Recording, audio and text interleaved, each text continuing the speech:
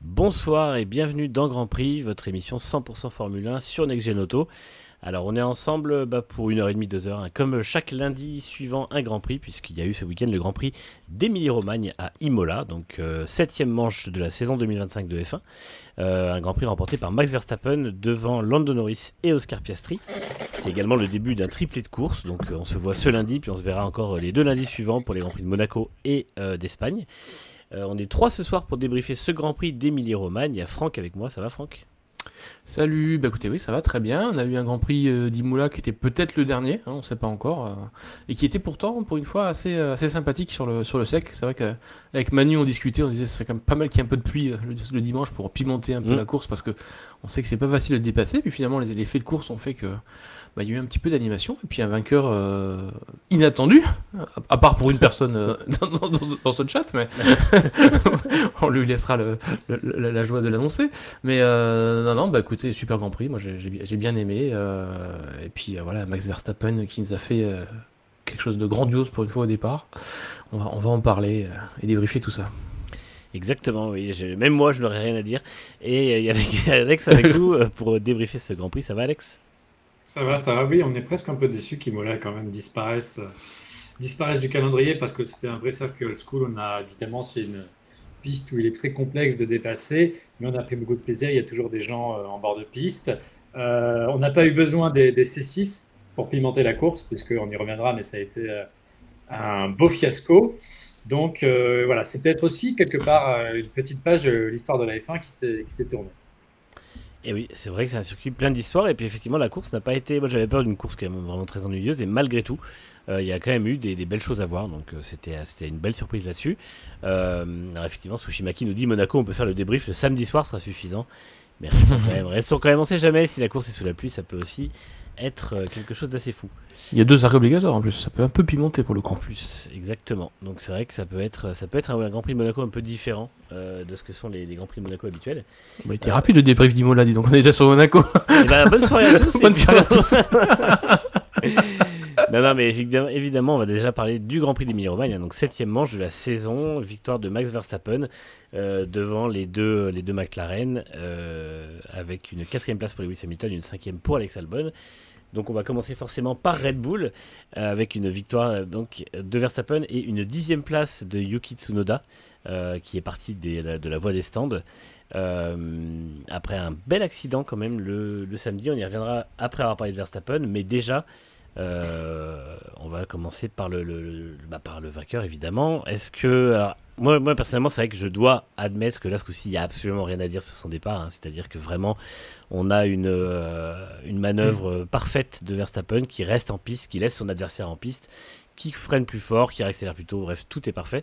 Et derrière, une très très bonne course, et à la fois d'exécution de Red Bull et à la fois de pilotage de Verstappen, avec toutefois des évolutions chez Red Bull qui ont quand même apporté un changement, c'est que les pneus ne se sont pas dégradés. Et ça, c'est bien la première fois de la saison. Toi, Franck, qu'est-ce que tu as pensé? Est-ce que tu penses que cette course peut être le signe d'un retour de Red Bull au niveau de McLaren sur un aspect un peu plus durable dans la saison? Oui, tout à fait. Alors je réponds moi aussi au moins juste quand même pour saluer le départ de Max Verstappen qui était absolument grandiose. Je crois qu'Oscar Piastri, effectivement, comme l'a dit Villeneuve, s'était un peu endormi. Je pense qu'il surveillait beaucoup plus ce qui se passait sur sa gauche que, que ce que Max a fait sur la droite. Et Max a vu un trou, il s'est engouffré. Et puis, comme les autres pilotes sont fair play, ils cherchent pas forcément à tasser et ils laissent l'espace, ça passe. Donc du coup, super départ de Max. Voilà, on s'en y revient pas non plus 14 000 fois.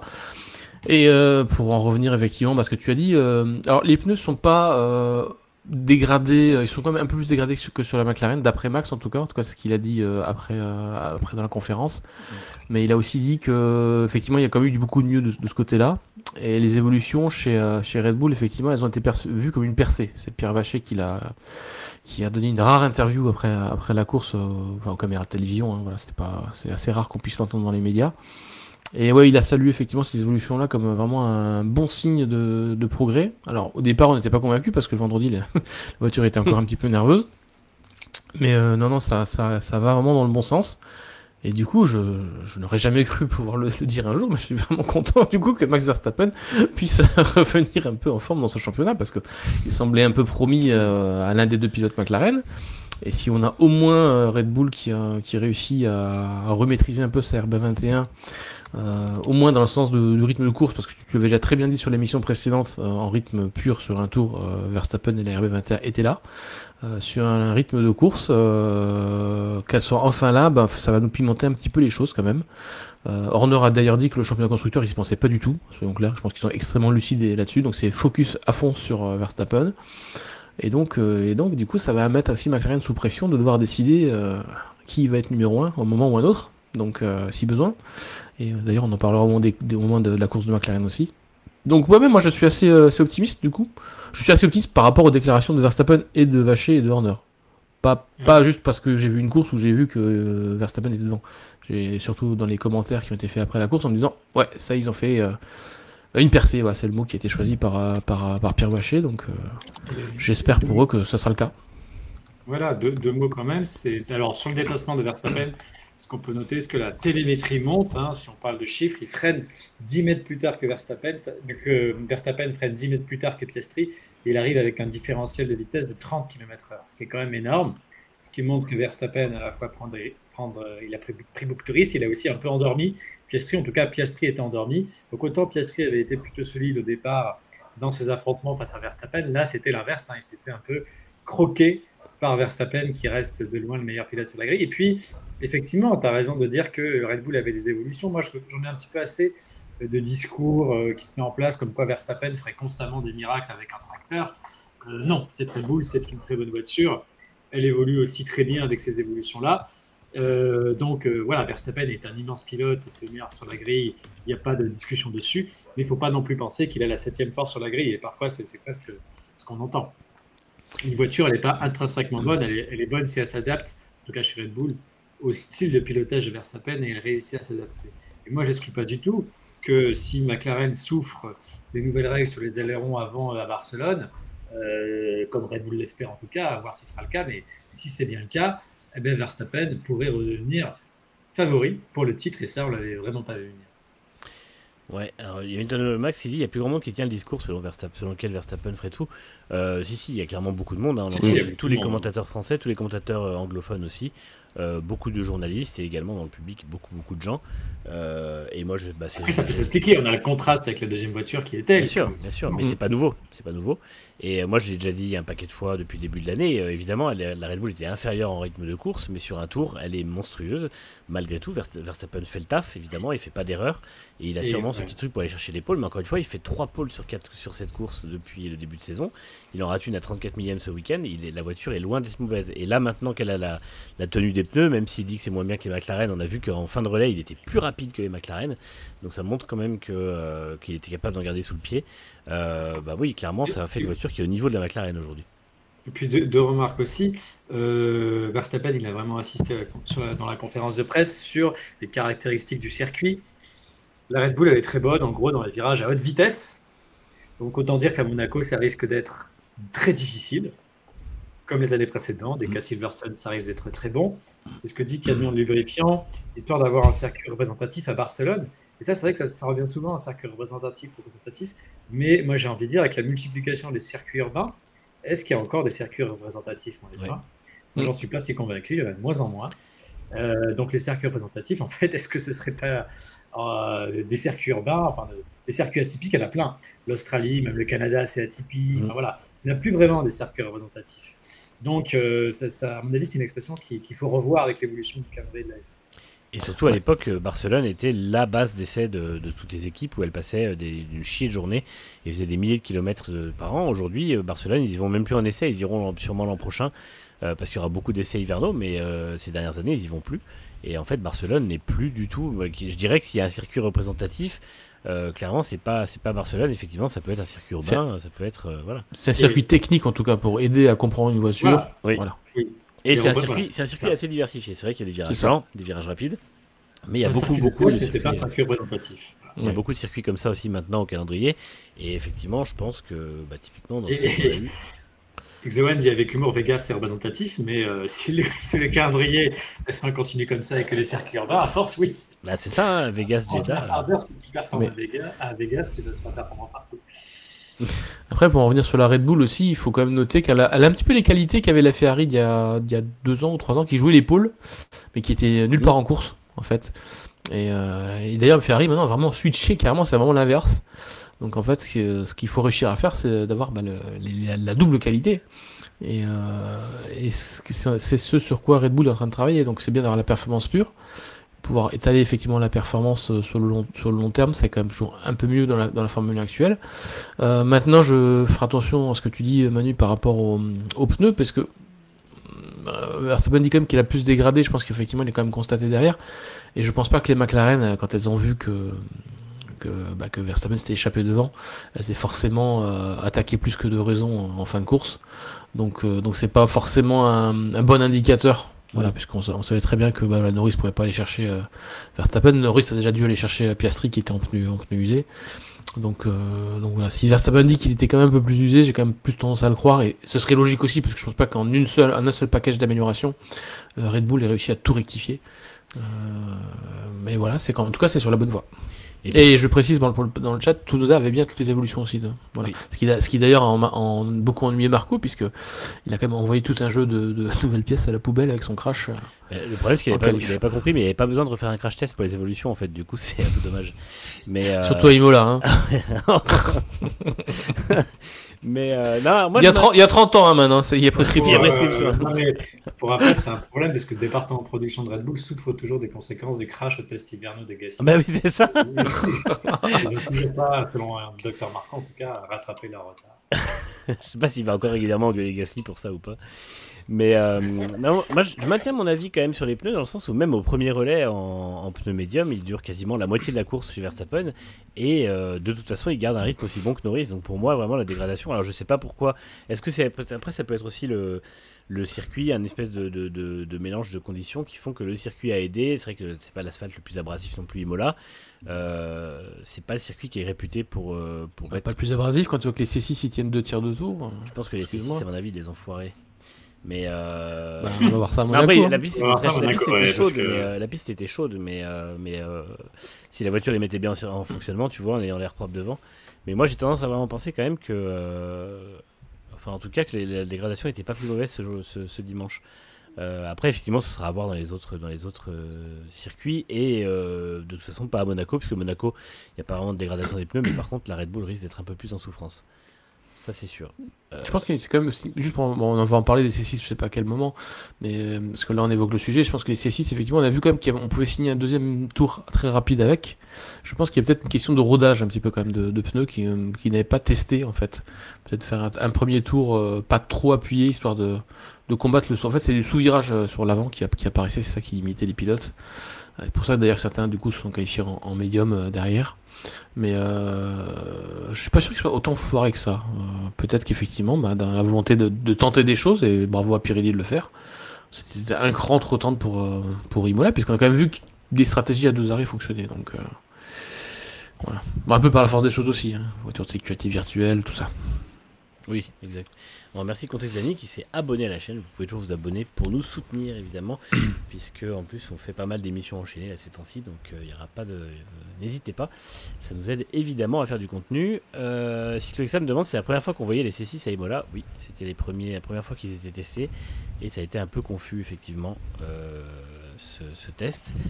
Alors c'est vrai qu'après j'ai l'impression que Verstappen a dit que lui dans son tour qualif au premier secteur c'était fini, les pneus étaient en surchauffe, et c'est vrai que j'ai l'impression qu'au moindre écart de comportement des voitures c'était fini quoi. Donc c'est un petit peu compliqué de savoir ce que ces C6 valent vraiment. Après le problème c'est que là de toute façon on va rentrer sur des courses chaudes, et ça va pas aider non plus à le mettre en température, et puis ça va pas être d'autres équipes, on verra là-dessus avec Mercedes notamment. On verra Monaco, hein. Ça peut être intéressant. Si on a un C6 qui enfin arrive à s'épuiser à Monaco, oui. Ça serait quand même pas mal. Ouais. Bah, tant mieux, ça peut être bien. De toute façon, il y a 2 arrêts obligatoires, on l'a déjà dit. Surtout avec 4 arrêts finalement. Mais, et donc on va quand même peut-être parler un petit peu de Yuki Tsunoda. Qui nous a gratifié du plus gros accident de la saison pour l'instant, et puis peut-être probablement d'un des plus gros crashs depuis 2-3 ans, hein, depuis Guan Yu Zhou notamment à Silverstone. Mais c'est vrai que c'est rare de voir une voiture qui se retourne. Alors moi j'ai un petit j'ai une petite critique à faire déjà, c'est les graviers. Tout le monde en veut, tout le monde dit c'est bien et tout ça. C'est vrai que c'est bien, mais quand une voiture sort, en fait, il faut que les graviers soient faits intelligemment et on ne peut pas avoir un bac à gravier qui soit creusé comme ça et que quand il se termine, ça fasse une espèce de bosse d'herbe parce que c'est vraiment ultra dangereux. Le l'IndyCar s'en était rendu compte à la fin des années 90 parce que ça avait tué un pilote, littéralement. Et là, je pense que c'est un rappel à l'ordre que un tel setup, en gros, d'avoir des graviers puis une bosse, c'est le parfait condition pour avoir une voiture qui finit dans un grillage et donc des pièces de voiture potentiellement qui finissent dans le public. Donc j'espère que les pilotes vont, que les circuits vont se remettre un petit peu à jour là-dessus parce que même si j'aime beaucoup le gravier, on voit ce week-end ça fait énormément de dégâts entre guillemets, les pilotes ont vraiment, ça a coûté cher dès qu'ils sortaient et tout ça, c'est très bien. Mais il faut pas que ce soit au dépens de la sécurité. Et là, pour moi, quand c'est mal fait comme ça l'est. À part ça, voilà, Tsunoda, c'est pas une très grosse erreur. Il dit c'est une erreur de débutant, il a trop voulu en faire. Et c'est vrai que c'est en début de Q1, donc il aurait peut-être pu attendre un petit peu avant d'attaquer. Mais c'est pas la pire des erreurs qu'il ait faites. Il prend trop le vibreur, ça déséquilibre la voiture. Et ça la renvoie vers ce bac à gravier où il sort rapidement. Et après, c'est le gros choc, quoi. Après, il a dit qu'il voulait pas jouer le héros. Moi, je suis désolé, quand on est Tsunoda avec la RB21. On est quand même obligé d'attaquer parce que même en Q1 parce que le plateau est tellement serré, tu peux pas. Après, c'est vrai qu'il a été un peu trop franchement sur le vibreur, clairement à l'intérieur, c'est ça qui le déstabilise complètement et l'envoie tête à queue. Mais non, pour moi, il a eu raison d'attaquer. Enfin, il peut pas rouler à 99% avec les RB21. Verstappen, lui, il peut, sans problème. Ça passe la Q1, ça passe même la Q2 sans problème à 99%.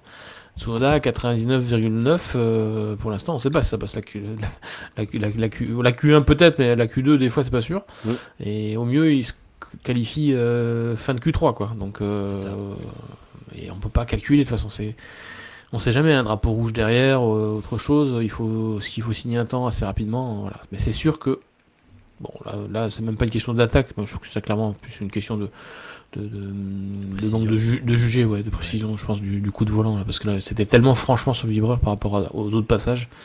Je pense qu'il a juste, il devait peut-être pas s'attendre à avoir autant de grip à l'avant, et que ça tourne peut-être autant sur la gauche que. Voilà, parce qu'il roule avec les C6 là aussi, du coup, donc beaucoup de grip. Voilà. Bon, ouais, ça arrive. C'est... Ouais, bah ça, après, c'est le classique, parce que je vois Milton Lemax qui dit les conséquences pour un léger déséquilibre. On peut demander si c'était pas un des C6 qui avait lâché. Mais en fait, c'est qu'il rentre trop vite sur le vibreur et après la voiture décolle un peu et ça délaisse l'arrière, tout simplement. C'est le coup classique du transfert. Si C6 avait lâché, il serait parti en sous-virage, il serait allé plus loin dans la chicane. Ouais, voilà. Il aurait pas eu autant de grip, il aurait pas eu autant de train avant, il aurait pas tourné vers le vibreur. Ou si c'était à l'arrière, le train arrière serait parti tout seul, il aurait fini dans le bac à gravier en face, quoi qu'il arrive. Donc non, c'est vraiment là, on sent vraiment que c'est lié au grip et lié au délaissage de la voiture sur le vibreur. Par contre, oui, voilà, donc c'est vrai qu'énorme carton quand même, ça a été assez impressionnant. Il y a eu pas mal d'accidents, on reviendra après au fur et à mesure des équipes, mais voilà, c'est vrai que ça a été pour eux, en plus il a fallu changer la cellule de survie, donc c'est ce qui a fait le départ des stands, mais de toute façon c'était... c'est pas grave, il était dernier quoi qu'il arrive. Et puis il a fallu changer tout le moteur. Ça fait des éléments moteurs en moins, à voir ce qu'ils arriveront à sauver. Mais là, ils n'ont pas pu réutiliser le même moteur pour la course. Donc ça, c'est aussi un problème pour la suite de la saison.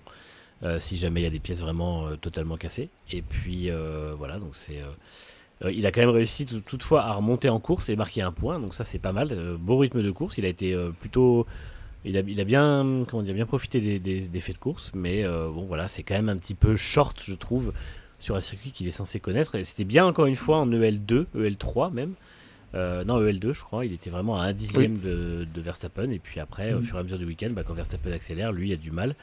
Et là, quand Verstappen a trouvé l'équilibre avec la voiture, lui il n'a pas trouvé. Donc après, il reste à voir si, voilà, on va pas enterrer Tsunoda au bout de 5 courses. On va pas être aussi court-termiste que le son Red Bull quand il juge un pilote. Mais c'est vrai qu'on attend un petit peu mieux, surtout ce qu'il avait montré sur les premières courses. On attend un petit peu mieux de Tsunoda, mais en même temps, ce serait pas le premier. Il connaît bien la piste d'Imola. C'est ça. Il a beaucoup tourné avec AlphaTauri, mais ce serait bien, et puis Racing Bulls, mais ce serait bien, voilà, ce serait pas le premier du moins, à connaître des bons débuts et puis ensuite à se perdre un peu dans le stress, dans la pression, dans le manque de solutions avec la voiture. Donc, faut espérer pour lui que ça va pas être le cas. Alors après, voilà. Monaco, en plus, c'est pas forcément le circuit qu'il apprécie le plus. Non. Donc. Alors il faut savoir Monaco, Non. les 2 dernières éditions, la deuxième Red Bull était éliminée en Q1 suite à un accident ou un mauvais chrono. Hein, donc, Autant pas y aller tout de suite. Hein. Je garde et les l'an- pièces. et l'an dernier, la deuxième Red Bull a fini dans le mur à beau rivage aussi. Donc, Voilà. Vu à quel point ils seront peut-être pas compétitifs à Monaco, c'est sûr que l'avantage, le risque-avantage de ne pas aller à Monaco, il se discute pour ce là. Ah oui, non, mais c'est clair que si Verstappen il se qualifie à peine dans le Q3 parce que la Red Bull est trop mauvaise, je pense pas. Mais si c'est à peu près le niveau, on va dire à Tsunoda, tu fais ton tour et basta quoi. On va pas sacrifier encore d'autres pièces. Hein. Là, il y a tout un jeu d'évolution qui est parti à la poubelle quand même. Donc, Ouais. Ça c'est sûr. Mais au moins, bon, le crash test s'est passé avec succès, donc c'est déjà ça. Non, mais voilà, c'est vrai que c'est un petit peu compliqué. Alors, Sixwixan dit même avec une erreur qui le laisse en Q2 avec son rythme de course, je pense qu'il jouait P7, P6 sans trop de soucis. Oui, c'est certain. Hein. Je pense qu'il était pas loin du top 5. La Red Bull, encore une fois, était rapide et lui a pas été mauvais en course, donc il y avait de quoi mettre un petit peu plus de points.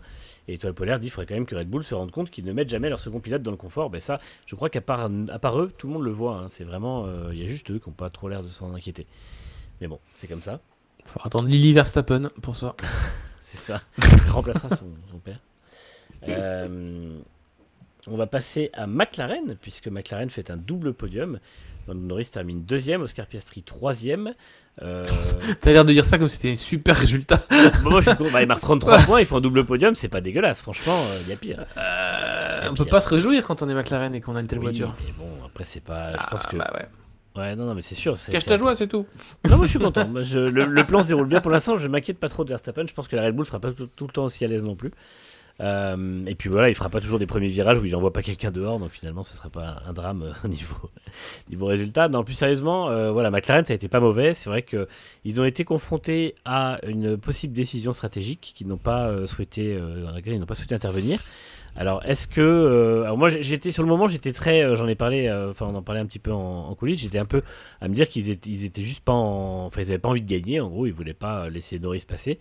Et Andrea Stella a dit lui qu'ils ont estimé que si Norris avait les moyens d'aller chercher Verstappen, il aurait les moyens de se défaire de Piastri rapidement, puisque Piastri avait des pneus usés de plus de 20 tours en gros, enfin quasiment 20 tours par rapport aux 9 de Norris. Toi Alex, est-ce que tu penses qu'ils auraient dû faire une consigne ou est-ce que tu penses que la logique de Stella est la bonne? Est-ce que l'objectif c'est d'aller chercher Verstappen? Donc le plus logique ça aurait été de faire la consigne. Hein. Pour moi, ils sont tétanisés à l'idée de favoriser un pilote ou un autre. C'est ça le problème, tétanisés à prendre des décisions fortes. Hein. C'est les fameuses papaya rules. En fait, on ne sait pas vraiment ce qu'il y a dedans hein, de manière très concrète. Moi, je pense que voilà, ils sont encore dans leur optique. On préserver une compétition équitable entre les pilotes par peur d'une guerre interne ou par peur de favoriser un pilote ou un autre, prend le dessus sur le fait de remporter un Grand Prix de Formule 1. Et pour moi, c'est un problème parce que Verstappen, c'est un chien, il lâchera jamais. Et 7 points, même plus 14 en fait, avec la différence, ça peut clairement faire la différence pour un titre mondial. Donc, pour moi, ils sont toujours assez pusillanimes et tatillons. Voilà, toujours assez hésitants, ils prennent pas assez de risques et ils sont relativement trop conservateurs. Alors, et quand ils le sont pas conservateurs, c'est pour prendre une mauvaise décision de type replonger Piastri dans le trafic. Donc moi, je suis pas trop d'accord. C'est encore un Grand Prix que McLaren aurait dû remporter. Et ça n'a pas été le cas. Donc c'est encore des points perdus pour eux. Et Norris avait fait une très belle course. Il avait un rythme de course qui était un peu meilleur que Verstappen, un peu. Donc voilà, il y avait vraiment une logique à ce que Norris aille tenter d'aller chercher Verstappen, quitte à la limite, si c'est possible encore, rendre la place à Piastri, si Piastri était 3e, même avec des pneus moins frais, mais c'était la logique sportive. S'il y avait eu des stratégies différentes, McLaren aurait tout de suite demandé à Piastri de laisser passer Norris. Donc moi, j'ai pas trop compris cette décision, et voilà, ils sont tétanisés. Le symbole, c'est aussi Norris qui rentre un tour avant la voiture de sécurité virtuelle, hein. Donc là encore, pourquoi pas ne pas avoir prolongé le relais alors que les chronos étaient très, très efficaces et qu'on voyait que le pneu dur n'était pas top sur Piastri. Voilà, moi je trouve qu'il y a beaucoup de choses à jeter et je me demande s'ils ont pris une seule bonne décision. Ah, t'es violent. Non, mais je suis pas forcément, enfin, je suis pas forcément opposé à ce jugement en plus. Non, moi juste quand même, je mets une première grosse faute évidemment à Piastri pour son départ quand même. Parce que bon, c'est pour moi, on va parler de faute professionnelle, mais pas loin quand même, parce que là, c'est à force à surveiller, faut surveiller à gauche et à droite. Et quand on freine, bah, je suis désolé, il faut y aller franco. Hein, donc, quand on voit ce que Verstappen a pu sortir, c'est qu'il était très très loin des limites de la voiture. Et pour ça, Verstappen, il est toujours excellent de pouvoir juger effectivement des limites avec un pneu froid au premier tour, au départ. Jusqu'où ça peut passer. Piastri, il avait énormément de marge puisque voilà, il a pu freiner, laisser passer Verstappen. Il pouvait, et encore, il le gênait pas en allant le pousser vers l'extérieur. Donc voilà, là, déjà la course se perd à mon avis ici, au moins pour Piastri déjà. Je parle même pas des décisions de McLaren de le faire arrêter aussitôt. Pour moi, c'était une aberration totale. Quand on sait à quel point, malheureusement, pour les grandes équipes, puisque toutes les équipes derrière, elles sont maintenant très très proches. Donc du coup, le peloton s'étire quand même difficilement en beaucoup de temps. Donc voilà, quand vous rentrez au bout de 12-13 tours, ben, vous retombez à la 12e, 13e, 14e place. Alors qu'avant, vous retombiez peut-être à la 6e ou la 7e. Hein. Ça fait une énorme différence. En plus, après, quand vous avez une voiture de sécurité virtuelle, en tout cas la première, qui intervient, qui aide ceux qui sont pas rentrés derrière, ben, forcément, ça vous aide pas non plus à reprendre vite des positions. Donc là, ouais, effectivement, en termes de stratégie, je vais pas redoubler sur ce qu'a dit Alex là-dessus. Il y avait des choses à revoir. Maintenant, sur le coup de la consigne, qui est quand même le gros point de discussion.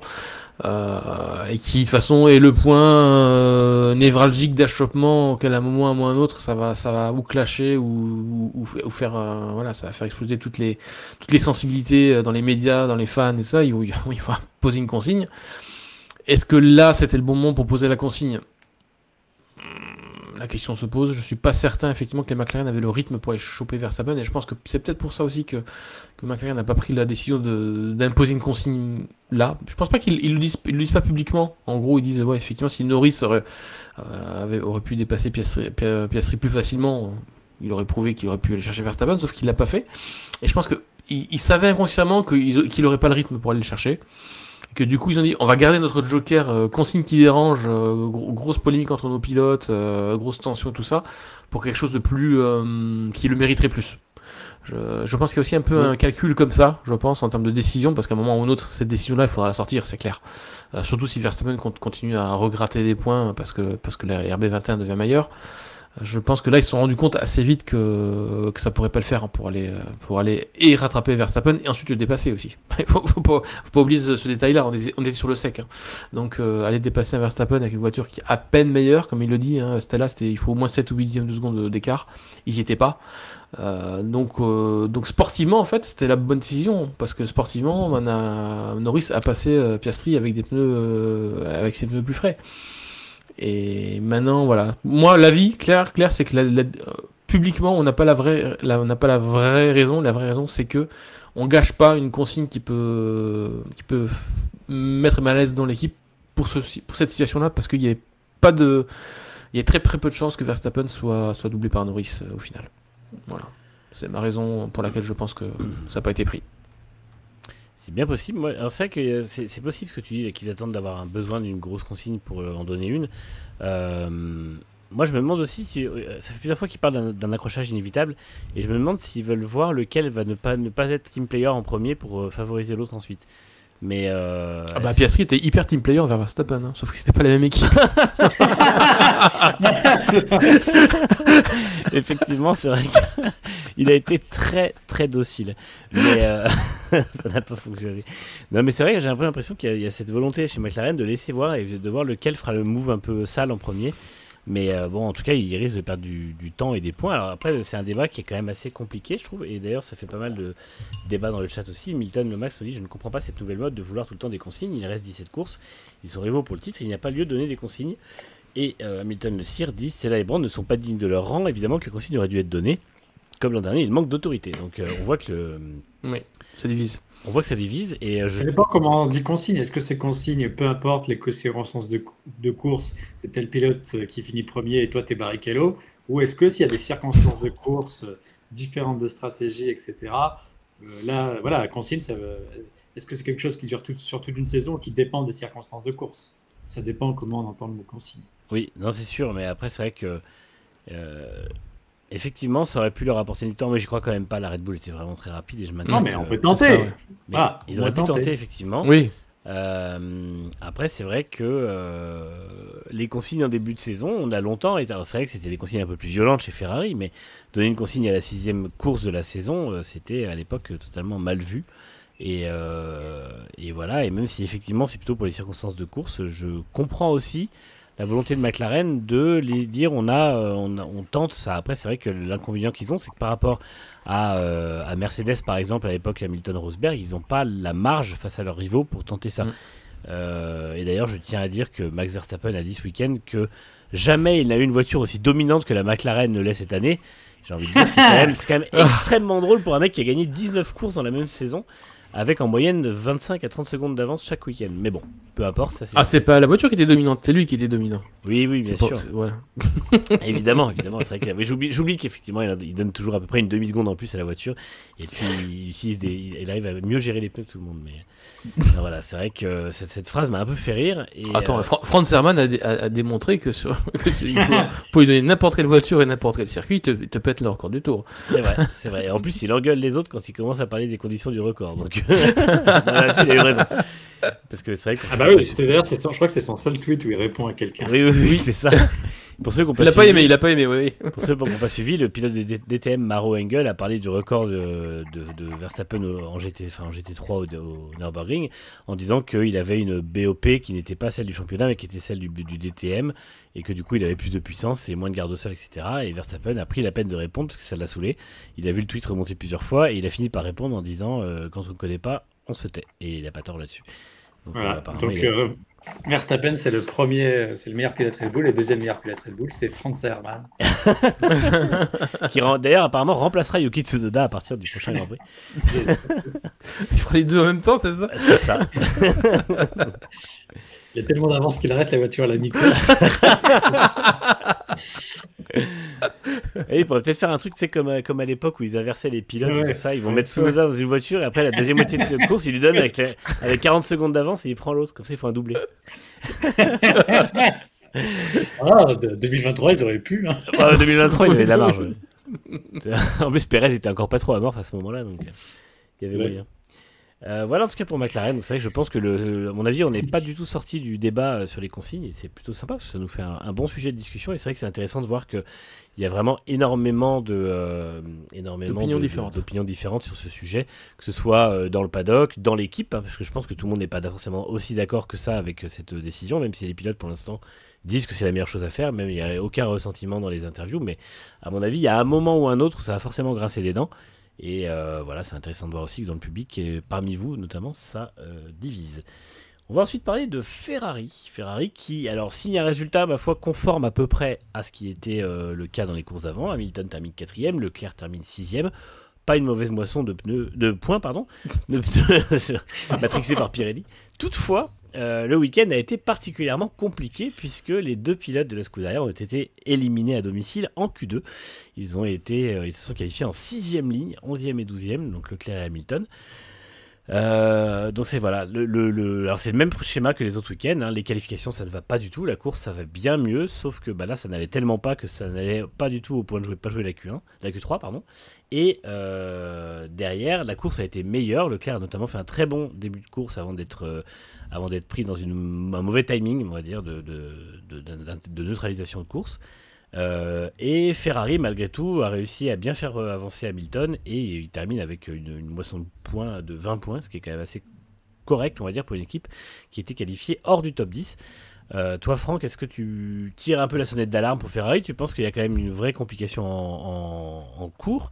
On a notamment vu Leclerc qui a dit, quand tu lui as demandé s'il était optimiste pour Monaco, il a dit non, un non très appuyé et définitif. Est-ce que toi tu penses qu'il y a une crise qui s'installe à la Scuderia? Crise peut-être pas. En tout cas, si c'est une crise, elle est Elle aurait pu être provoquée, je pense. Je pense qu'on aurait eu des titres bien différents dans la presse transalpine aujourd'hui si la course avait été merdique, désolé du mot, pour Ferrari. Or, ça n'a pas du tout le cas. En fait, la situation est contraire à ce qui se passe il y a quelques années ou ce qui se passe chez Red Bull cette année. C'est-à-dire que la voiture, sur un tour, elle n'arrive pas à exploiter ses pneus. Par contre, en rythme de course, c'était la deuxième force, hein, quasiment entre la deuxième et la troisième force du plateau dimanche. Donc en termes de moyenne, j'ai vu à peu près la moyenne des chronos, c'était presque au niveau de Verstappen et au niveau des McLaren. Donc en rythme de course moyen, c'était là quoi. Donc voilà, il faut réussir à trouver comment exploiter ses pneus sur un tour. Ça doit être possible, mais là du coup il faudra attendre le package d'évolution qui arrivera que à Barcelone. Il faut quand même rappeler que Red Bull a déployé beaucoup d'évolutions, McLaren en a aussi déployé quand même pas mal aussi. Ferrari non. Ferrari apparemment ça va quand même tourner autour de la suspension arrière à Barcelone, plus les ailerons, voilà, ceux qui vont être revus pour normalement tout le monde. Ils avaient une nouvelle suspension avant quand même là. Ouais, un petit ajustement. Donc en fait voilà, la crise on pourra peut-être en parler si l'évolution de Barcelone n'apporte rien de mieux quoi. Là c'est clair qu'il faudra essayer de comprendre pourquoi une équipe qui était tellement sur une bonne lancée fin 2024 a autant régressé dans l'exploitation de sa monoplace. En tout cas, on a déjà parlé effectivement du changement de concept sur la suspension avant qui peut expliquer beaucoup de choses. Je pense qu'ils ont appris pendant ces courses-là ce qu'il fallait rectifier, ce qu'ils peuvent rectifier en tout cas sans y consacrer trop de moyens, parce qu'on rappelle quand même que tout le monde se focalise sur 2026, donc on va pas sacrifier tout le budget à essayer de corriger quelque chose. Sauf que là, soyons clairs, hein, le titre mondial et pilote et constructeur, il est pas du tout pour Ferrari cette année, donc on va pas non plus y dépenser des milliers et des cents. Donc le but c'est de comprendre. Surtout au niveau de la suspension, parce que la mécanique va être quand même quelque chose de basique, entre guillemets, qui va se reporter sur l'année prochaine, même si le concept aéro sera bien différent. Donc j'ai pas envie de parler de crise, même si on aime bien taper sur la Scuderia en Italie quand ça va pas, on aime bien trouver effectivement des coupables, voilà. Mais pour l'instant je pense que Frédéric Vasseur est encore assez bien protégé. La belle remontada qu'ils ont fait hier ont aussi prouvé qu'en niveau exécution opérationnelle, ils pouvaient être très bons, stratégie aussi. Encore des arrêts superbes, hein. Je note quand même qu'il y a eu des arrêts en 2 secondes chrono, ce que McLaren a complètement loupé aussi, c'est vrai, on n'a pas parlé de McLaren, ils ont quand même foiré pas mal d'arrêts. Chez Red Bull, c'était revenu à peu près au niveau normal. Donc juste comprendre pourquoi on n'arrive pas à sortir la performance sur un tour, quoi. Et la magie, comme le dit Hamilton, c'est les 4 bouts d'un noir, hein, aux 4 coins de la monoplace. Et ça peut être clairement lié à la suspension, hein, parce que c'est quand même l'exploitation des pneus, c'est surtout la mécanique. C'est surtout une question de réglage, de géométrie, de suspension, tout ça. Donc, s'ils arrivent effectivement à trouver quel est le secret pour bien les exploiter, je pense que il y aura un grand pas qui sera fait. Et si Red Bull a vraiment percé avec sa RB21, comme ils ont réussi à le faire là sur le rythme de course, et que ça se confirme, ça peut prouver aussi qu'avec assez peu de choses entre guillemets, on peut bouleverser une saison. Et McLaren l'a prouvé d'ailleurs par 2 fois, sur 2 saisons différentes, qu'on peut vraiment renverser le cours d'une saison avec quelques modifications. Donc j'ai pas envie d'enterrer la Scuderia, de parler de crise, ce genre de choses. Voilà, je suis pas journaliste italien en train de même si je suis assez fan de la Scuderia, je suis pas non plus aveugle au point de dire il faut tout jeter. Je continue juste sur un petit point, c'est que il y a certains ont commencé à reprocher à Loïc Serra d'être le responsable des mauvaises performances actuelles, sauf que Vasseur a très très bien rappelé lors de sa conférence aux journalistes donnée avant le début du week-end à Imola. Il y a eu une petite conférence qui a été donnée le vendredi matin, que la voiture c'est Enrico Cardile qui l'a fait à 95%, et Enrico Cardile bosse plus dessus, donc c'est plus une question de concept effectivement à comprendre, à développer. Et Loïc Serra, il fait, en provenance de Mercedes, fait avec les moyens du bord. Parce que il disait, vous avez recruté Loïc Serra qui a pas réussi à faire fonctionner une Mercedes, ça a fait seul pendant 3 ans. Est-ce que vous croyez que c'est le meilleur atout pour la suite chez Ferrari? La question a quand même été hyper violente, comme elle a été posée en tout cas en italien, et la réponse de Vasseur, elle a été aussi assez cinglante. Donc je pense que Vasseur, c'est pas quelqu'un qui va se laisser faire, comme Todd ne s'est pas laissé faire à l'époque. Et on rappelle que Todd, il a quand même fallu 5 ans ou 6 ans avant que ça commence à vraiment percer. Là, c'est dommage qu'on le sentait, on se dit fin 2024, 2025, c'est qu'une évolution, tout le monde va pas trop travailler pendant l'hiver et tout, puis au final, boum, il y a quand même des choses qui ont un peu changé que ce qu'on croyait. Et donc c'est sûr que ça frustre un peu tout le monde parce que voilà, tout le monde a envie de voir aussi que le pari Hamilton, c'est quelque chose de très joli. Personne n'a envie de voir Hamilton. Alors je sais qu'il y a des anti-Hamilton sur les forums, sur Facebook, sur Twitter, même dans le chat, je suis sûr qu'il y a des anti-Hamilton qui se marrent bien. Mais personne, enfin voilà, de quelqu'un de sensé qui aime la F1, personne ne veut voir absolument Hamilton trébucher et prendre sa retraite à la fin de l'année parce qu'il s'est cassé les dents sur le défi en rouge. Non, au contraire. Je pense que tout le monde a envie que cette belle histoire réussisse aussi et qu'on voit tous ces pilotes-là se battre les uns avec les autres. Donc voilà. Pas de crise pour moi pour l'instant. Attendons de voir les évolutions de Barcelone. Après, par contre, si ça marche pas, il faudra trouver le pourquoi du comment surtout. Ouais, c'est ça. Même Carlos Sainz a envie que ça se passe bien, alors. Oui, mais c'est ça en plus. Qui est quand même très content d'être en bleu plutôt qu'en rouge cette année, à la plus grande surprise générale. Mais pour l'instant, je pense que il l'a dit lui-même, il a dit, je pense que Ferrari va vite retrouver sa place. Et le problème, en fait, il y aurait une crise chez Ferrari si les week-ends s'arrêtaient au samedi à 17h. C'est dommage le fait d'avoir raté une voiture pour les qualifs, alors même que c'est une saison où les écarts sont tellement serrés qu'il est plus difficile de dépasser en piste. Et peut-être qu'il aurait fallu faire l'inverse d'il y a 3 ans et faire une voiture plus adaptée pour les qualifs. Donc c'est ça qui est dommage, mais on peut dire quand même que Ferrari a loupé le coche sur cet aspect-là cet hiver, donc c'est clairement une déception de ce point de vue-là, et c'est sûr que est-ce qu'il vaut mieux pas déjà enterrer cette voiture? Pour moi, clairement la réponse serait oui, c'est-à-dire qu'ils ne seront pas champions, et Ferrari c'est fait pour être champion, donc autant se concentrer sur l'an prochain, et tant pis. C'est vrai que c'est pas forcément une mauvaise idée. Après, de toute façon, je pense qu'il y a un petit peu ce volonté-là chez Ferrari. On sait qu'ils ont apporté une nouvelle suspension qui est une philosophie totalement différente parce qu'ils veulent la conserver en 2026 sur la voiture. C'est une suspension à tirant et c'est vrai que ça offre plus de possibilités sur le plan aéro notamment, même si une pièce mécanique, la suspension à tirant offre beaucoup plus d'optimisation aéro, et c'est pour ça que Ferrari l'a pris aussi. C'est parce qu'ils savaient que s'ils arrivaient à débloquer ça, ils pourraient aller plus loin dans les performances que ce qu'ils avaient l'an dernier avec la voiture. Malheureusement, pour l'instant, ils en sont loin, en tout cas relativement à leurs rivaux. Mais effectivement, après, de toute façon, on sait que faire un nouveau concept pour 1 an, c'est toujours un peu compliqué, et on sait aussi que dans tous les cas, Ferrari a des moyens limités parce que eux aussi misent tout au niveau de l'aéro et de développement en soufflerie et en informatique sur 2026. Donc c'est un peu normal qu'ils aient du mal à progresser dans la compréhension de cette suspension et de tout ce que ça implique sur la voiture, parce que du coup c'est énormément de différence par rapport à ce qu'ils avaient l'an dernier. Maintenant, moi je pense que Hamilton, je m'inquiète pas trop pour lui parce que je pense que lui est très content qu'on arrive à la fin de ce règlement parce qu'il n'est pas spécialement fan des voitures à effet de sol. On l'a vu effet de sol, vraiment dépendante de l'effet de sol. On l'a vu que depuis 2022, il a quand même plus de mal à bien se mettre au volant de la voiture, bien comprendre les réglages et bien être à l'aise. Là, il l'a dit encore, on a publié un article aujourd'hui où il dit que c'est que la 2e fois de la saison où il se sent vraiment à l'aise avec la voiture en course. Il était très à l'aise et c'était la 2e fois. Et la première fois depuis le sprint en Chine où il a gagné la 2e manche de la saison, donc le samedi. Donc c'est vrai que ça fait quand même très longtemps qu'il n'était pas aussi à l'aise. On l'a vu en course, il était très rapide et très bonne gestion des pneus.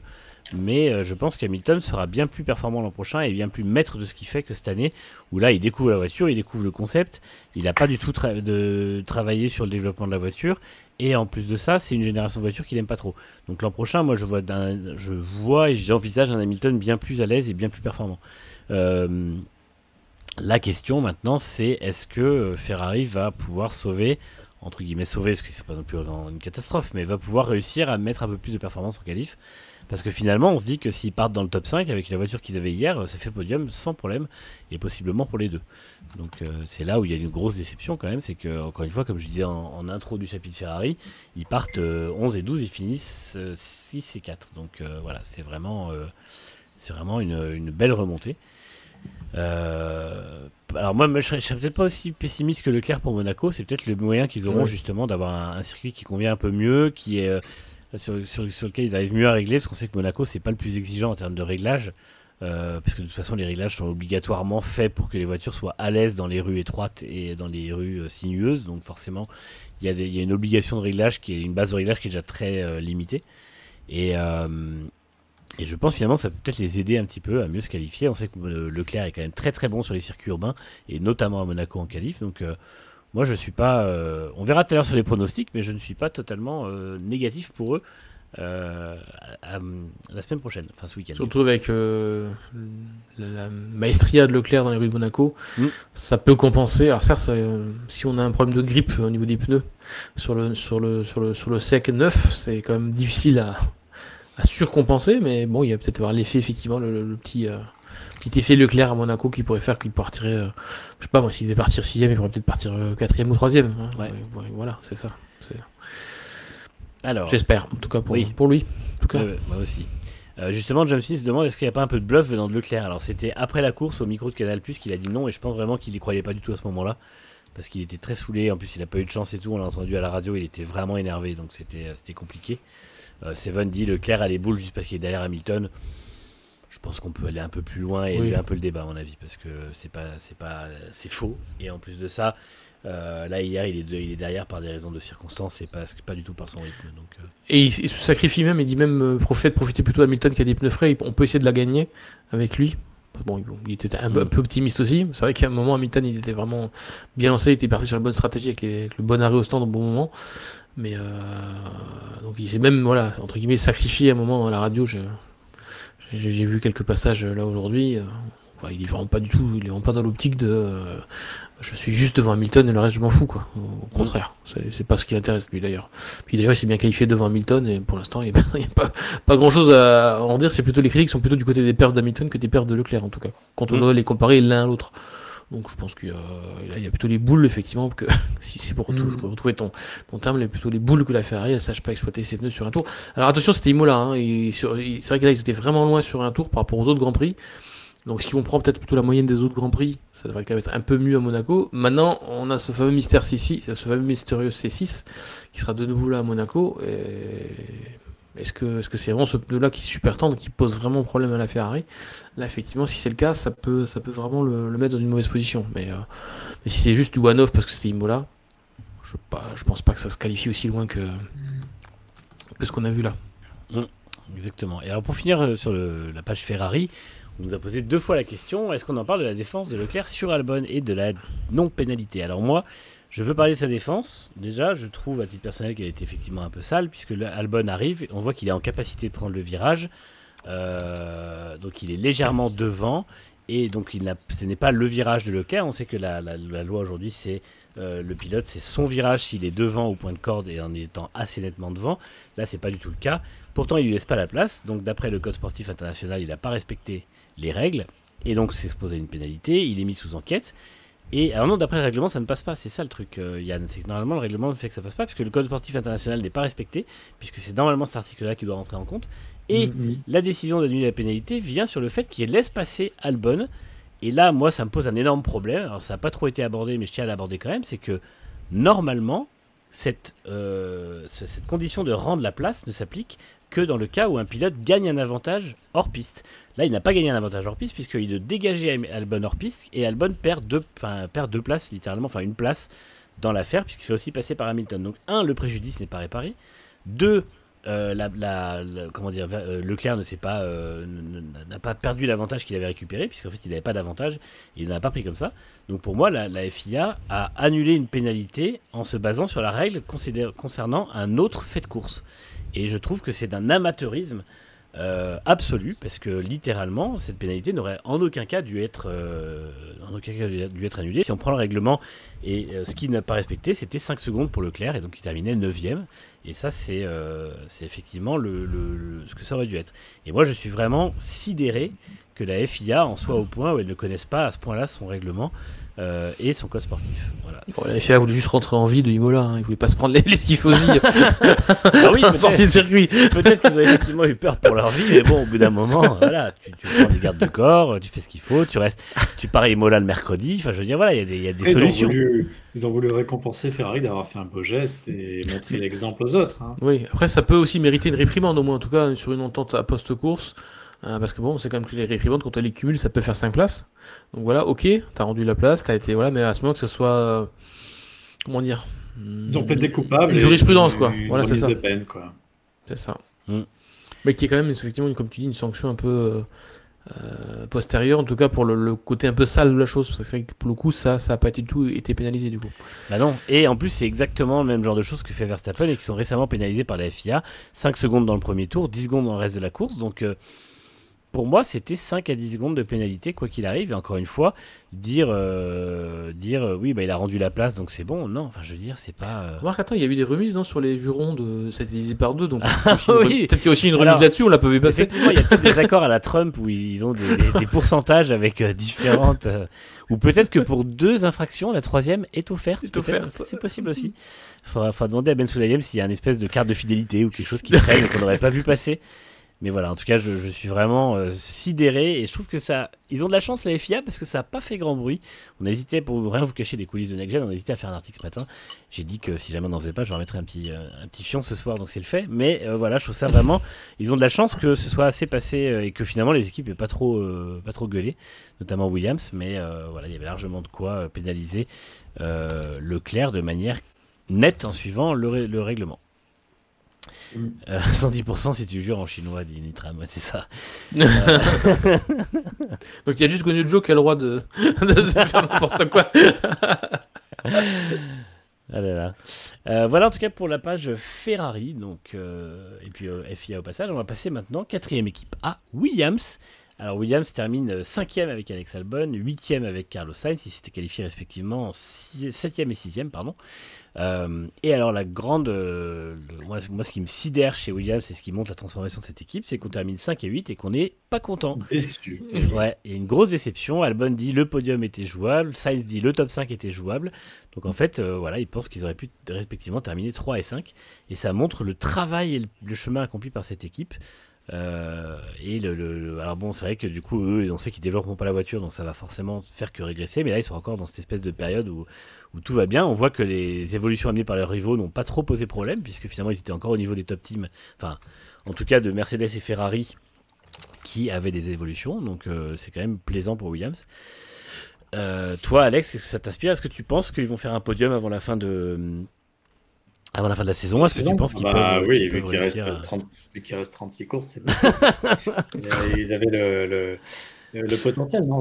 Oui, c'est génial ce que fait les deux pilotes, hein, parce que Sainz a été très malchanceux dans les circonstances de course, alors que il a fait une super qualif. Ça fait 4 fois, je crois, d'affilée qu'il bat Albon en qualif. Donc il est vraiment revenu et il est vraiment venu pleinement au niveau. Et ça y est, il avait dit qu'il y avait besoin de 5 courses pour s'adapter. Cette Williams, finalement, c'était 4. Hein. Donc il est vraiment, vraiment au rendez-vous. Et il a vraiment eu pas de chance parce qu'il a fait un peu la même stratégie à la Piastri, c'est-à-dire un arrêt trop tôt et un timing, la VSC qui lui convenait pas du tout. Donc vraiment un week-end énorme de Williams, qui a vraiment la paire de pilotes la plus homogène sans doute du plateau. Albon quand même un peu fragile au moment de faire des dépassements décisifs en fin de course. Ce serait peut-être le seul point noir de son week-end, mais c'est excellent. Ils sont dans un no man's land à la 5e place.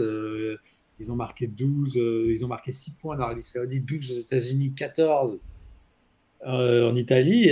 Voilà, donc ils sont sur une pente absolument ascendante. Il y a 51 points. Et Albon, je crois qu'il est tout proche de marquer autant de points en un tiers de saison chez Williams qu'en 3 ans chez Williams. Donc c'est vraiment impeccable. En plus, dans une saison, ils n'étaient pas censés performer puisqu'ils étaient tous censés donner pour 2026. Donc Ouais. c'est très prometteur. Il n'y a aucune casse de voiture. Ça montre que quand on a 2 bons pilotes qui tirent vers le haut l'équipe, ça fait la différence. Donc voilà, c'est un peu une lune de miel. Hein. Comme ils ne vont pas développer la voiture, peut-être qu'ils souffriront. On les a déjà vus souffrir un petit peu quand même en qualif à Aston Martin.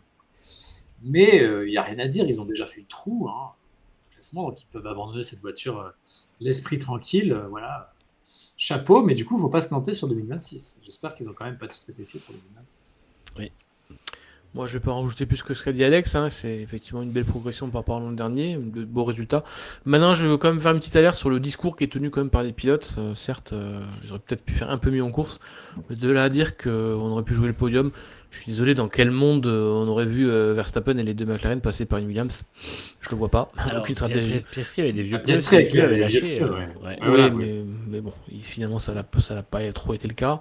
Et voilà, je veux juste dire attention aussi à ce genre de phrases en public où on met aussi un peu la pression sur l'équipe, alors que l'équipe se donne à fond avec les moyens qu'elle a sur tout ça. On devrait plutôt saluer effectivement la chose, dire qu'effectivement qu'on aurait pu faire un peu mieux, mais de là exprimer parfois un peu trop de frustration, surtout du côté de Carlos Sainz, parce que j'ai vu passer des choses qui ont été dites à DAZN, donc la partie espagnole, qui était un peu moins sympa que ce qui ont été dites après la course, avec plus de frustration encore. Ouais, je dis juste attention, là, on commence à re-rentrer dans la cour des grands pour répondre à Warus 0. Vous re-rentrez dans la cour des grands, vous n'y êtes pas encore. Voilà. Ouais. je pose des choses comme ça. Vous avez mis un pied dedans, maintenant il va falloir le mériter. Et pour le mériter, il ne faut pas non plus faire de déclaration en porte-pièce. Je suis désolé voilà. En rythme de course, la Ferrari était loin devant, de plus d'une demi-seconde en moyenne. C'est vraiment que les circonstances de course qui ont fait que éventuellement Albon aurait pu jouer le podium, et encore je vois pas comment on aurait pu chercher Piastri. Donc juste un petit peu de calme sur les déclarations, messieurs Albon et Sainz. Voilà. Je tiens à rectifier parce que j'ai été un peu simplifiste sur la déclaration d'Albon. Il n'a pas dit j'aurais pu faire podium, il a dit j'ai cru au podium 2 fois pendant la course. Voilà, je tiens à rectifier parce que c'est moi qui étais un petit peu qui a fait un raccourci. Mais effectivement, je trouve Sainz assez dur. Je te l'avais déjà dit la semaine dernière, Franck, on avait parlé parce qu'il avait fait une déclaration comme quoi il ne voulait pas que telle chose arrive et tout ça, et je le trouve assez rude avec l'équipe. Alors c'est bien pour motiver les gens, mais il ne faut pas non plus que ça devienne un réservoir à critiques et un défouloir après les courses. Alors je tiens à dire, Seven dit Toto n'a pas cru en Vols. Bien sûr qu'il a cru en lui, parce que Vols était déjà ingénieur chez Barr à l'époque.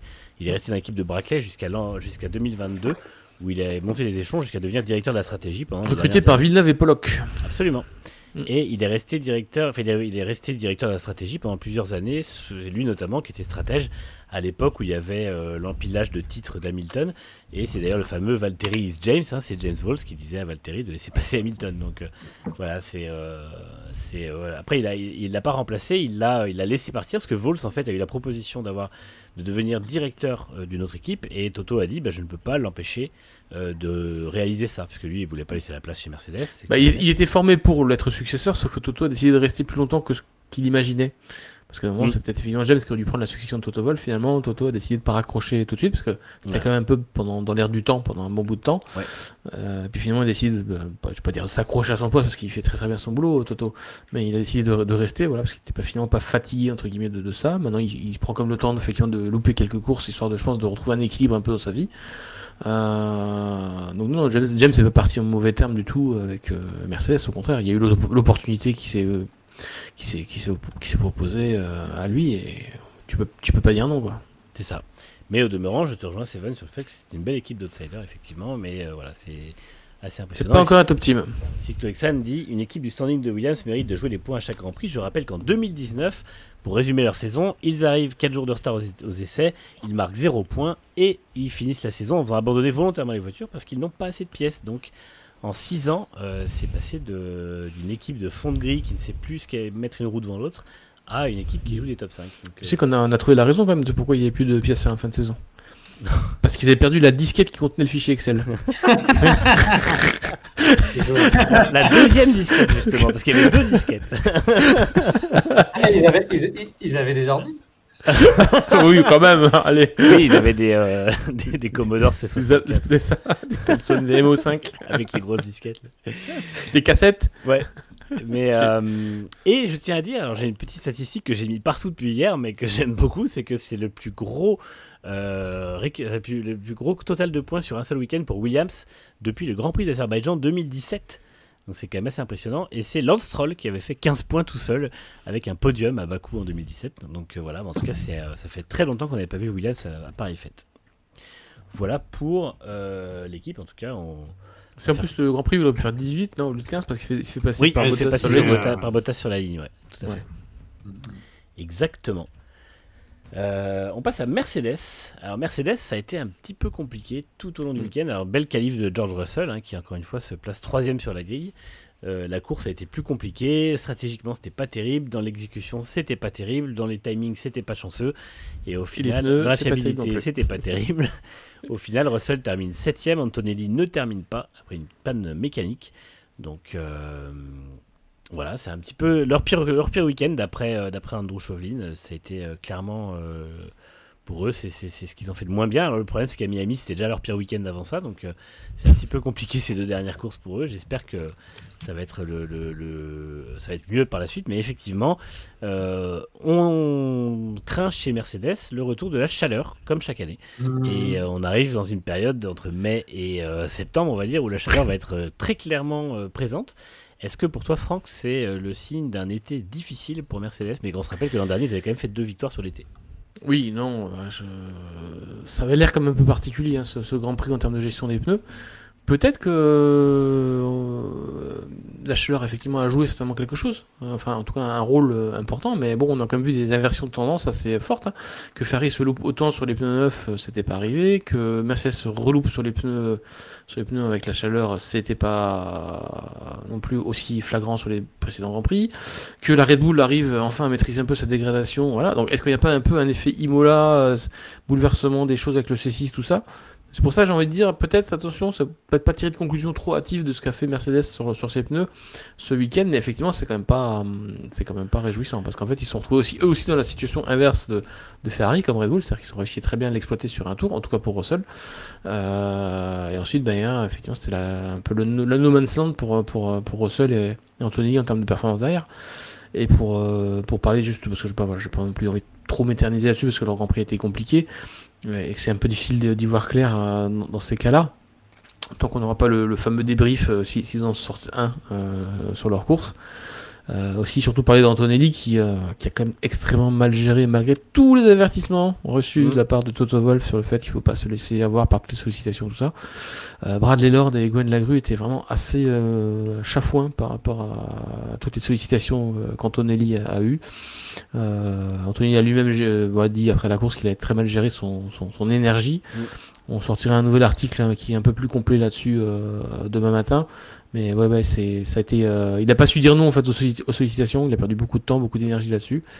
Et voilà, c'est le Grand Prix vraiment à domicile pour lui, parce que plus que Monza, parce que il a 30 km, il est né à 30 km effectivement du circuit. C'est près de sa ville natale, c'est Bologne, hein, du coup. Et voilà, donc petite alerte, pression médiatique, pression des fans, pression tout ça pour Antonelli, qui a quand même vécu un super accueil à domicile digne des pilotes Ferrari quand même, hein. C'était à noter. Donc les Italiens l'ont déjà adopté, ça c'est clair. Donc et quand on lui dit qu'il rêve de Ferrari, évidemment, on ne peut que le croire. D'ailleurs, très très beau tir groupé des voitures et pilotes italiens en qualif, puisqu'ils étaient 11, 12 et 13. Voilà. C'est ça. Mais c'est vrai qu'il a dit lui-même, hein, ça a pesé sur son pilotage, ce sont ses mots, ça a joué sur son pilotage, et il a dit qu'il ferait mieux pour la prochaine fois, parce que effectivement, c'était un peu problématique. Voilà, c'est vrai qu'après... on est quand même déçu pour Mercedes, qui semblait avoir réglé ses soucis de chaleur. Mais voilà, c'est un pas en arrière qui est assez incompréhensible pour moi, parce que voilà, on est sorti sur des grands prix, même à Miami, hein, qui était quand même assez encourageant du point de vue de la chaleur. Et là, c'est un retour en arrière. Alors, c'est peut-être dû à la nature du tracé, à des pneus un peu plus tendres, mais voilà, c'est un peu inquiétant. Et la diva est toujours là, quoi. La fameuse. C'est vrai qu'ils avaient dit qu'ils avaient éradiqué ce problème chez Mercedes, que sa voiture n'était plus une diva, mais on voit que... En tout cas, en termes de comportement, elle ne l'est plus. En termes de gestion des pneus, apparemment, si. Mais bon, parce que la diva, c'était surtout une question de comportement, hein. Oui, c'est sûr. Mais c'est vrai que voilà, aujourd'hui, on sait que le nerf de la guerre, c'est moins le comportement que la mise en fenêtre des pneus. On voit notamment que le dirty air aujourd'hui est beaucoup cité, mais c'est pas le dirty air par rapport à ce que ça donne dans le comportement des voitures, c'est vraiment la manière dont ça sort les pneus en fait de leur fenêtre optimale de fonctionnement, ce qui ensuite provoque sous virage sur virage selon les voitures. Mais en tout cas, voilà, donc c'est un petit peu, c'est vrai que c'est un petit peu inquiétant quand même pour Mercedes. À eux de nous montrer même à Monaco que ça va mieux, mais c'est vrai que c'est pas non plus le circuit qui leur réussit le plus historiquement, Monaco. Je crois que ça fait un moment qu'ils n'ont pas fait une bonne course là-bas. si je dis pas de Bah, bêtises. Alex doit les voir faire une très bonne course, je crois. Ah ouais. Il nous dira ça tout à On y l'heure. reviendra. Mais effectivement, c'est vrai que c'est un petit peu compliqué. Ça a été un petit peu décevant. Maintenant, voilà, ils sont toujours fermement attachés. Enfin, Red Bull revient à 16 points, mais bon, dans la logique des choses, ils ont toujours, hormis là, ils ont 2 voitures qui scorent régulièrement. Donc, ils sont toujours solidement accrochés à leur deuxième place au championnat. Maintenant, c'est vrai que pour eux, s'ils veulent réussir leur saison, il faudrait au moins des coups d'éclat avec des victoires, par exemple, ou ce genre de choses. Parce que là, ils sont déjà très très loin de McLaren, évidemment. On passe à Racing Bulls avec la 9e place de Isaac Hadjar, la 14e de Liam Lawson. Alors, c'était un week-end assez confus pour eux. Hadjar fait une petite erreur en Q3 qui lui empêche de faire un tour. Lawson était un petit peu perdu en qualif. Hadjar a fait une erreur un peu à la Colapinto aussi. Il a mis la voiture légèrement dans le mur, mais heureusement, à Tamburello, c'était pas trop violent. Mais voilà, ça a été un week-end un peu compliqué pour Racing Bulls. Mais malgré tout, Isaac Hadjar, de nouveau, c'est une nouvelle Q3. Donc la statistique qu'ils nous ont montré ce week-end, c'est que c'est le seul pilote de la grille à ne jamais avoir été éliminé en Q1. Et voilà, il a encore fait une Q3 et il la transforme en points, 2 points de plus. Donc pour moi, c'est un très bon travail d'Isaac Hadjar et je trouve qu'il est un petit peu en train de has-beeniser, pour continuer à inventer des mots, Liam Lawson qui galère vraiment depuis son retour de Red Bull. Je sais pas ce que vous en pensez, mais je trouve que là, clairement, ça se dessine de plus en plus, quoi. Maintenant que Hadjar a un peu d'expérience. Et en plus, il n'a pas eu beaucoup de chance au timing de la voiture de sécurité virtuelle parce qu'il était même 5e à une étape de la course. Effectivement, il continue à mettre sous les thés noirs Lawson et clairement être le deuxième meilleur pilote des 2 équipes Red Bull. Donc ça risque d'interroger également pour l'an prochain. Alors c'est clairement, bon, son dernier tour de Q3 n'est pas très très bon parce qu'il allait sur le support, ça reste quand même une petite erreur. Mais sinon, sa course, elle a été parfaite, il n'y a pas grand-chose clairement à enlever et il était malchanceux. Donc, Hadjar continue sur sa lancée, qui est très bonne lancée. Et avec cet élan, il pourrait encore déménager d'équipe l'an prochain. Ouais. Pourquoi tu veux mettre dans la sauce comme ça tout de suite, toi, directement? C'est une carrière de course en 2026. Non, mais il est clairement très solide. De toute façon, si Tsunoda continue comme ça à être assez moyen, je suis sûr qu'Hadjar, effectivement, il est chez Red Bull l'an prochain. J'en suis même assez convaincu. Surtout qu'il a les faveurs d'Helmut Marko. Alors même si Helmut Marko ne sera sûrement plus là l'an prochain, il aura le temps de booster. Si Helmut, il a dit qu'il restait finalement. Ah oui, ouais, il s'est dit, bon là. Il a dit, j'en suis à la moitié de ma vie seulement. C'est Terminator en fait. Non, mais après, voilà, il faut peut-être falloir commencer à penser à prendre son solde de tout compte et à partir, quoi, au bout d'un moment, à 81 ans. Maintenant, ça nous fait la moitié de nos articles sur Next Gen. Mais t'inquiète pas, il ne fermera pas sa gueule pour autant. Ah, oui. C'est comme Franz Tost, tu sais, ça continue après. Hadjar, non, parfait, encore sur la piste, il n'y a rien à dire. Hein.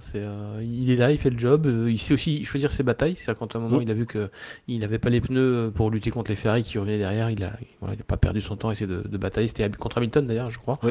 Il a laissé passer sans perdre de temps ou trop de temps. Contre la Williams aussi, Albon, je crois. Oui, voilà, donc il sait choisir ses batailles et tout. C'est vrai qu'avant la course, il disait il était un peu déçu peut-être par sa qualif, il pensait qu'il pouvait faire 5e ou 6e, je crois, sur la grille. À juste titre, je pense. Et quand il a dû se voir cette place-là pendant la course, je pense qu'il a dû se dire voilà, je prouve par la réalité ce que j'aurais pu faire. Bon, après, effectivement, la direction de la course a fait qu'il a régressé un petit peu, mais après tout, rien de plus logique par rapport effectivement au rythme de course qu'on a vu sur les Ferrari et les Williams qui se repassaient un petit peu derrière. Ça reste dans les points, ça reste très solide. Vous ne pouvez pas faire beaucoup mieux, clairement.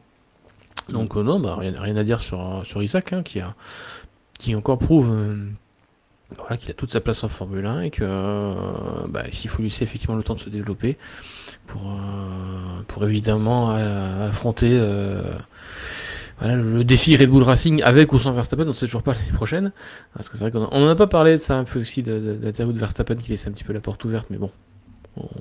On en parle quasiment toutes les semaines, donc voilà. Mais là c'était encore un peu plus flagrant sur le fait que peut-être que Verstappen l'année prochaine ne serait pas chez Red Bull. À ce moment-là, si Verstappen n'est pas chez Red Bull, oui, évidemment, mettez Isaac là-bas. Hein. Il n'y a pas de problème, vous pouvez y aller. Il n'y a aucun souci. Mais non, voilà, c'est très solide. Et par contre, moi, Lawson, il commence un peu à m'inquiéter quand même. Hein. Là, ça commence. Voilà, j'ai retrouvé la confiance. Enfin, ce qu'il disait au dernier Grand Prix, ça va mieux, tout ça.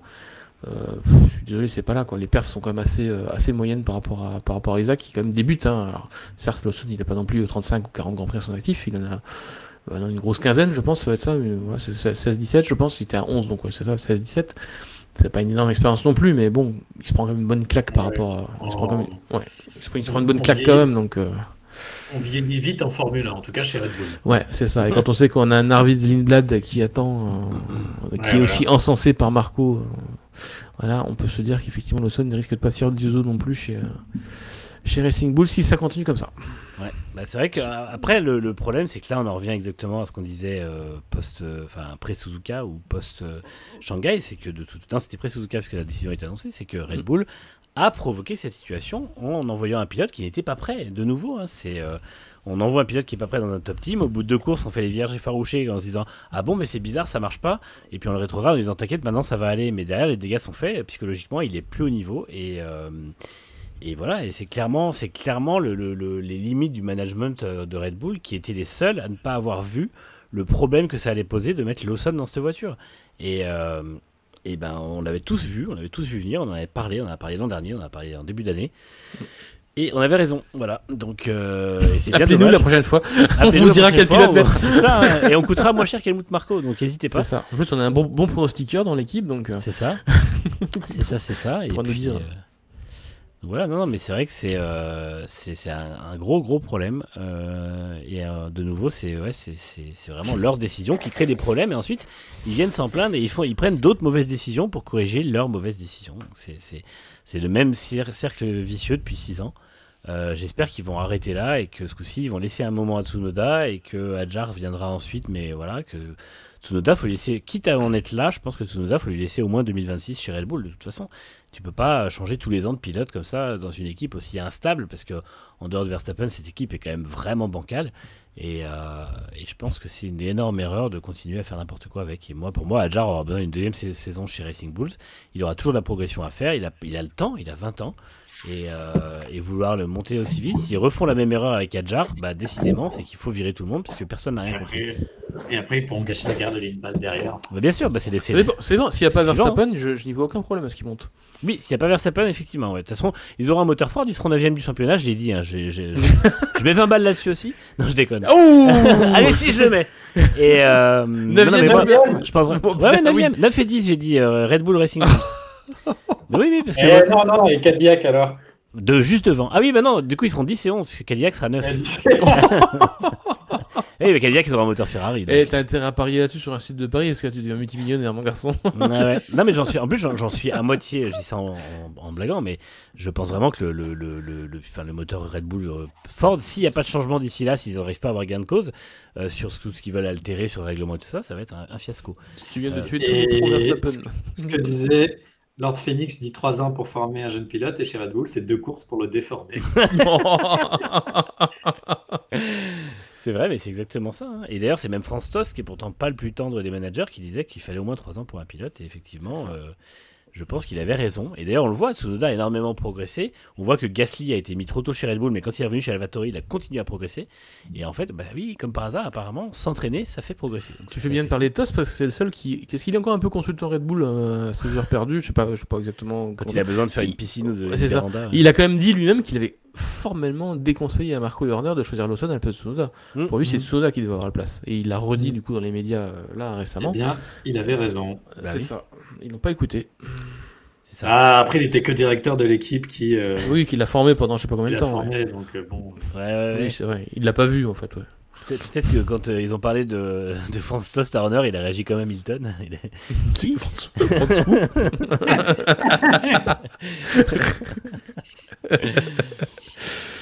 Non, en tout cas, voilà. Donc, oui, comme dit Sobret et Dedicated, quand tu penses que Sainz était libre, évidemment, ça aurait pu être très différent. Mais bon, c'est comme ça. Ils auraient pu reproduire le duo Toro Rosso de 2015. Voilà pour Racing Bulls. On va passer à Aston Martin. Et finir la carrière de Sainz avant l'heure. Bah, sûrement. Peut-être, hein, aussi. Peut-être. Francis on saura jamais. François Biscuit Gris, Franz Tost. C'est c'est le nom français de Franz Tost. On va passer à Aston Martin. Alors Aston Martin, ça a été un week-end de montagne russe puisque vendredi, Lance Stroll, il a été interrogé sur les évolutions, il a dit ça ne change rien. Donc samedi, il se qualifie 5 et 8, donc finalement apparemment ça change Ça change tout. Et dimanche, la malchance a frappé. Alonso a juré à la radio, il a dit qu'il était le pilote le plus malchanceux du monde. C'était le seul pilote le plus dépressif que Leclerc à la radio. Et il a terminé 11e, comme les courses d'avant, après avoir été malchanceux. Donc il était très en colère à la radio. Néanmoins, il était un peu plus optimiste après la course, parce que factuellement, Aston Martin, ça allait quand même vachement mieux ce week-end. Mais paradoxalement, c'était un excellent week-end pour Aston Martin. Alors ça va sembler hyper bizarre de dire ça, puisque ils se sont ramassés en course, mais ils ont été très malchanceux. Mais c'est la première fois, alors évidemment ça a confirmé pour les prochaines courses, mais c'est la première fois dans l'histoire de l'équipe Aston Martin F1 que des évolutions apportées en cours de saison fonctionnent. Non, alors, tu l'as mis dans tes stats, ça, j'espère. Je mets un bémol. 2022, ça avait fonctionné. Non, parce que dans les années 50, ils avaient reçu une nouvelle. En 59, c'est... Non, mais en 2022, l'évolution et la copie de Red Bull là, sur les pontons, ça avait bien marché, mais c'est parce qu'ils partaient de tellement... En cours d'année. Oui, en cours d'année, oui. Ouais. C'était en cours d'année qu'il avait bon. reçu. Oui. Mais bon, après, c'est vrai que ça n'avait pas aussi bien marché. Ça avait juste... Mais ils avaient quand même joué des bonnes places. Ça avait maintenu. Et franchement, on s'y attendait pas, et donc c'était important ces évolutions, puisqu'elles ont été développées, en tout cas en partie, une partie mineure. Elles ont d'abord été développées dans la vieille soufflerie, puis ensuite ramenées dans la nouvelle soufflerie à l'usine de Silverstone, qui est peut-être la meilleure soufflerie de toutes les équipes F1. Alors, est-ce que c'est les développements de nouvelles souffleries qui a apporté des choses en plus? On ne saura pas vraiment. En tout cas, c'est plutôt encourageant. C'est plutôt encourageant, et voilà, c'est le testament de Dan Fallows, je ne sais pas, mais je pense que ce n'est pas du tout l'effet Niue, parce qu'ils ont été développés avant. Mais 5 et 8 en qualif, on n'avait pas vu ça depuis longtemps. Ouais. Donc à confirmer à Monaco, je ne sais pas, alors peut-être que c'était qu'un fait de paille, mais peut-être qu'en rythme de course, les évolutions ont beaucoup moins apporté. Elles ont été très malchanceuses, encore une fois, les Aston, lors de la course. Mais moi, j'ai été assez impressionné de voir la 5e place de Alonso. C'est peut-être la seule lueur d'espoir dans une saison qui était quand même assez ténébreuse. C'est quand même encore une monoplace, j'ai envie de dire, qui vous vous rendez compte quand même qu'on parle d'incohérence sur quasiment toutes les équipes sur ce circuit d'Imola quand même. Pour Red Bull, on s'y attendait pas, McLaren s'y attendait pas, Ferrari on s'y attendait pas, Mercedes s'y attendait pas. En fait, tout a été bouleversé sur ce Grand Prix, pourtant sur un circuit hyper classique en apparence. La bonne nouvelle, c'est qu'après on parle d'Alpine et ça on s'y attendait, mais voilà. Mais non, il y a eu une réunion. Alors si, Adrien Newey n'a rien changé, tu me dis effectivement, mais en fait il y a eu une discussion lors d'un déjeuner. En fait, il y a eu une petite interview de Newey qui est sortie, qui était quand même super sympa. Je pense que voilà, qu'on vous a retranscrit en intégralité. C'est-à-dire que les gens qui l'ont lu ont trouvé ça très intéressant. Il a tout changé. C'est ça. On fait bouger les ailerons. Il a accepté de regarder la R25 le temps d'un déjeuner juste. Voilà. Effectivement, ça passe. Mais est-ce qu'il comptait dans le budget plafonné le déjeuner? Ah bah chez Red Bull, ils vous auraient dit cuit. Hein. C'est grâce au déjeuner qu'ils ont fait. Ouais, c'est ça, c'est un nouvel aileron par déjeuner. Chez Red Bull, la cantine, elle fait partie elle est en dehors du budget de cab, donc. Ils testent la solidité des ailerons, ils en font des plateaux en fait, c'est pour ça. Donc c'est ça. Non, mais c'est évidemment c'est pas Newey du tout qui a apporté quoi que ce soit là-dessus, surtout s'il a accepté d'en parler que pendant 2 heures au grand maximum. Voilà, donc c'est très encourageant, j'ai envie de dire, pour la soufflerie. En tout cas en termes de développement, si effectivement ils ont pu corroborer les chiffres ancienne soufflerie, nouvelle soufflerie, CFD, nouvelle soufflerie, c'est encourageant pour eux parce que effectivement à nouveau planté là, ça aurait été un petit peu compliqué quoi, parce que bon certes ils misent tout sur Newey 2026, il faut quand même que les équipes qui sont derrière sachent bien bosser, donc en termes d'évolution. Et c'est vrai qu'Aston Martin depuis 2022 ça n'avait pas vraiment montré grand chose qui allait dans le bon sens, on va dire, dans ce créneau là, donc voilà, à confirmer, je veux dire, sur d'autres circuits. On va pas être trop épilogué là-dessus. Malchance en course effectivement sur la stratégie, sur les timings des voitures de sécurité, tout ça, mais il y a eu un effet Imola hein, pour toutes les équipes qu'on a citées là. Il y a eu un effet Imola de quelque chose à laquelle on s'attendait pas, donc voilà. Après moi, attendons. Je me dis c'est bien parce que s'il se qualifie 5e et que les évolutions commencent à fonctionner, il y a un Max Verstappen que ça va attirer. Donc moi, il faut garder ses 20 balles. Tu les perdras sur autre chose du coup. Non, moi je garde mes 20 balles parce que je pense que c'est plus que jamais le pari va être jouable. Mais non, mais c'est vrai que voilà, c'est effectivement, c'est pas l'effet Newey. Voilà, on n'est pas à Lourdes, il a pas touché la voiture, elle s'est mise à fonctionner. Ça ne marche pas comme ça. Néanmoins, c'est vrai que voilà, c'est assez impressionnant de voir à quel point ça a fonctionné. Alors, mais effectivement, tout ce qu'on a vu là, tous ces enseignements sont sujets à confirmation. Et ils ne seront pas confirmés définitivement ce week-end, puisque Monaco, c'est pas du tout le terrain de jeu pour ça. Donc en fait, il faudra attendre la fin de ce triplé de course à Barcelone pour avoir une idée de ce qui se passe vraiment. En tout cas, ça prouve aussi, ça promet aussi un week-end où il y aura potentiellement des surprises à Monaco, parce qu'il y a déjà souvent des surprises dans la hiérarchie. À Monaco, on se rappelle de Ocon qui se qualifie dans le top 3 en 2023. On se rappelle il y a pas mal de choses. L'an dernier, les McLaren qui étaient vraiment de retour à Monaco aux avant-postes, etc. Donc, et voilà, c'est pas impossible que cette année, il y a encore une bonne surprise qui vienne c'est hyper serré. Cette et année. pourquoi pas Alonso, parce qu'il est très très bon. En général à Monaco, et en fait moi entre Mercedes qui a du mal avec les pneus, entre Williams qui sera peut-être un peu moins bien sur un circuit lent, entre Ferrari qui est limite et tout ça, il y aura de la place pour que des pilotes outsiders viennent dans le top 10 hein. Et je pense à Gasly, je pense à Alonso notamment, et c'est pas impossible que ça, ou même à Adjar si jamais ça marche bien à Monaco, c'est pas impossible qu'il y ait des bonnes surprises. On peut même imaginer que Ocon soit sur la même ligne que Gasly, refaire un bis repetita de 2024. Et Bruno Famin qui va revenir à l'écran. Faut encore que je gueule ou pas? À trancher. La trancher dans le vif. C'est ça. Bon, on va pas encore parler d'Alpine. Hein. On vous fait un peu patienter. On va d'abord parler de Sauber. Nico Hülkenberg termine 12e, Gabriel Bortoleto termine 18e. Le Brésilien s'était mieux qualifié que son équipier, expérimenté équipier allemand, de nouveau. Alors c'est vrai qu'il n'a pas eu de bol sur la course, ça a été un peu compliqué pour lui, mais moi je reste halluciné des performances de Bortoleto, tout en discrétion puisqu'il est en fond de peloton. Personne ne parle trop de lui, il fait ça de manière très calme, très posée, mais je trouve qu'il a déjà une science du pilotage quand il parle et tout. On voit qu'il fait exactement ce qu'il veut avec sa voiture. Et je suis très impressionné par ses performances. Il était même dans le top 10 à un moment donné, au début de course. Hein, donc c'était effectivement assez malchanceux. Donc encore un super Grand Prix de Bortoleto qui effectivement n'a pas eu de chance avec la VSC. Mais bon, les points, c'était quand même, ça restait juste pour cette Sauber. Et effectivement, il a battu Hülkenberg qui est quand même un client en qualif. Donc Audi a quand même un bon line-up avec un très bon mélange d'expérience et de jeunesse, avec un Bortoleto qui sera bien préparé pour sa deuxième année. Et encore une fois, Sauber, ils ne sont pas largués. Hein, et Hülkenberg qui fait 12e. Hein. Il finit pas si loin des points au final.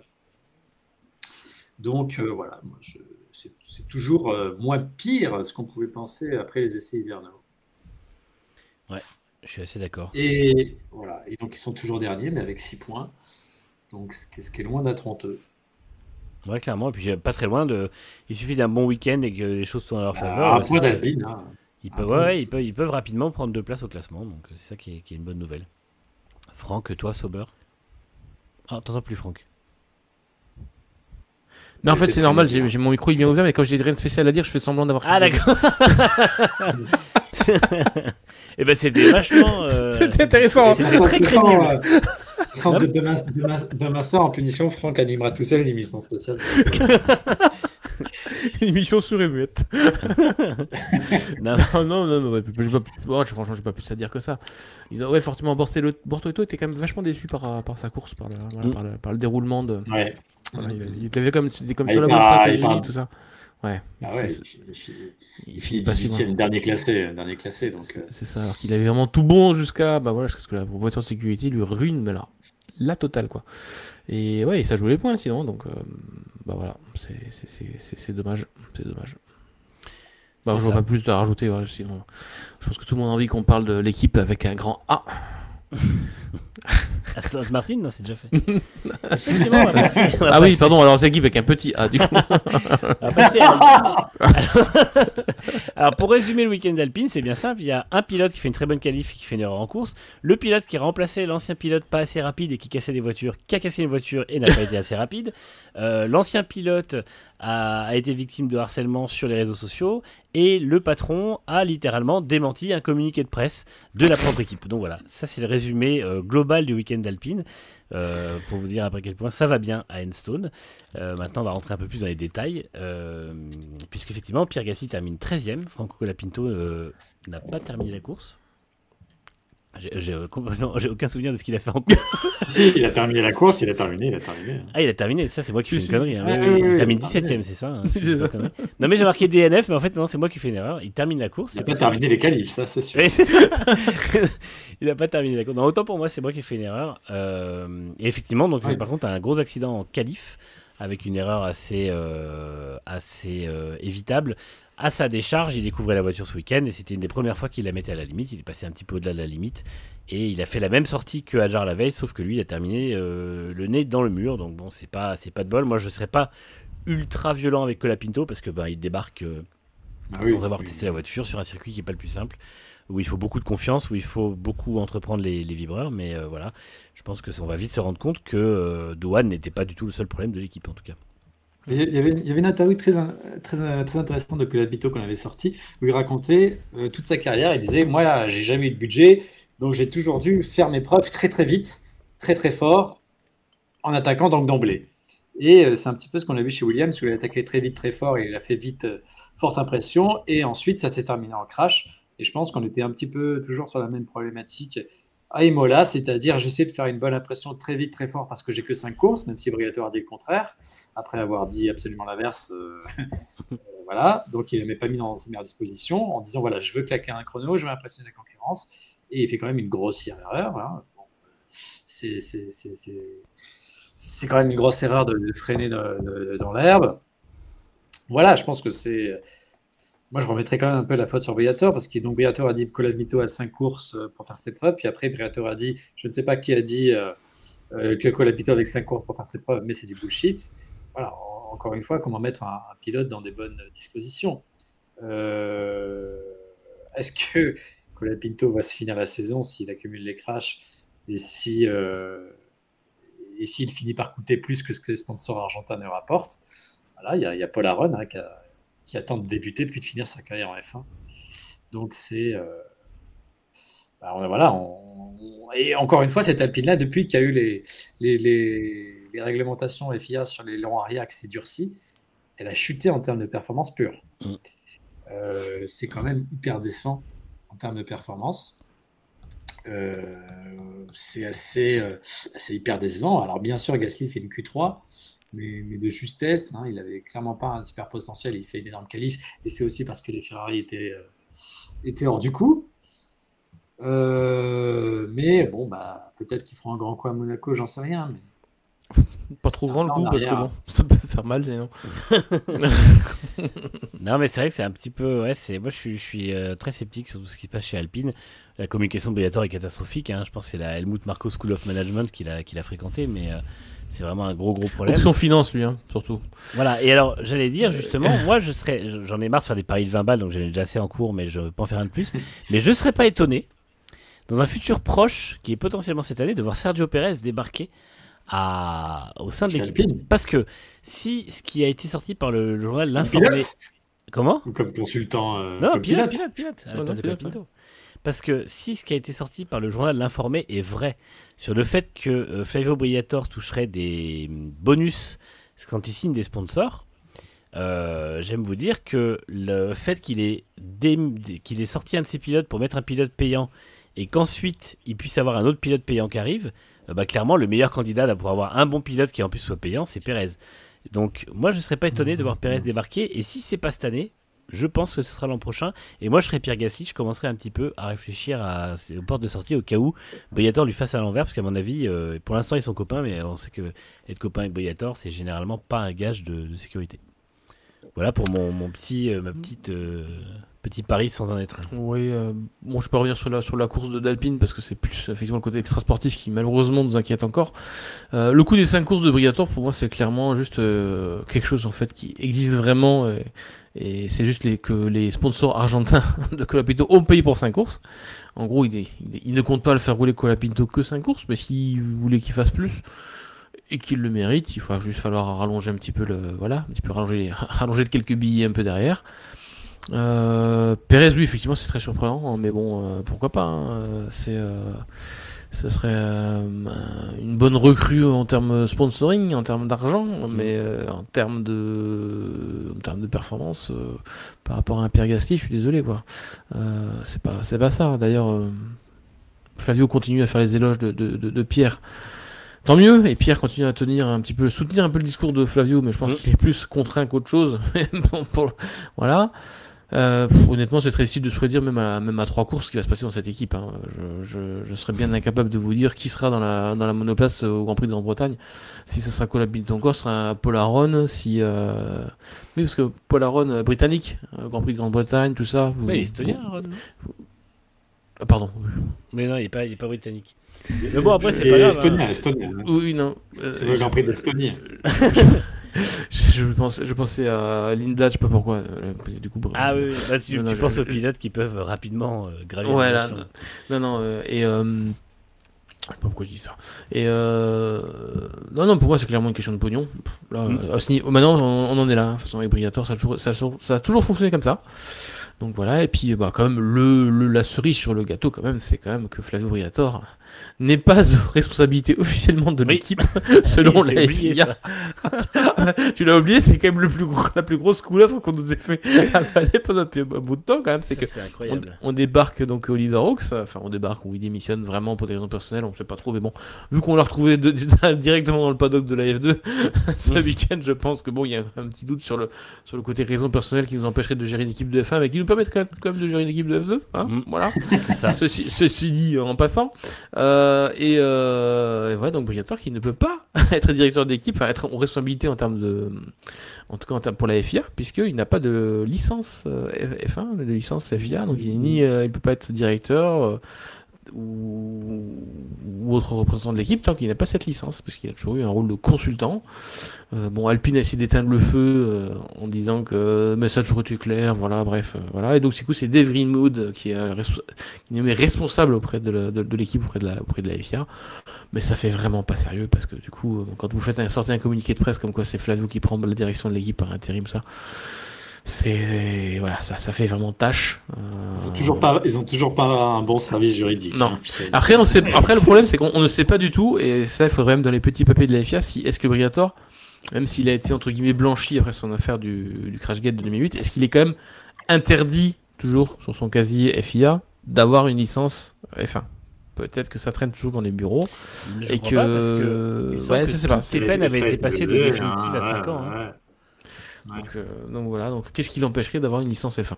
C'est la question. Moi je me demande si c'est pas une question que s'il avait une licence F1, il pourrait pas être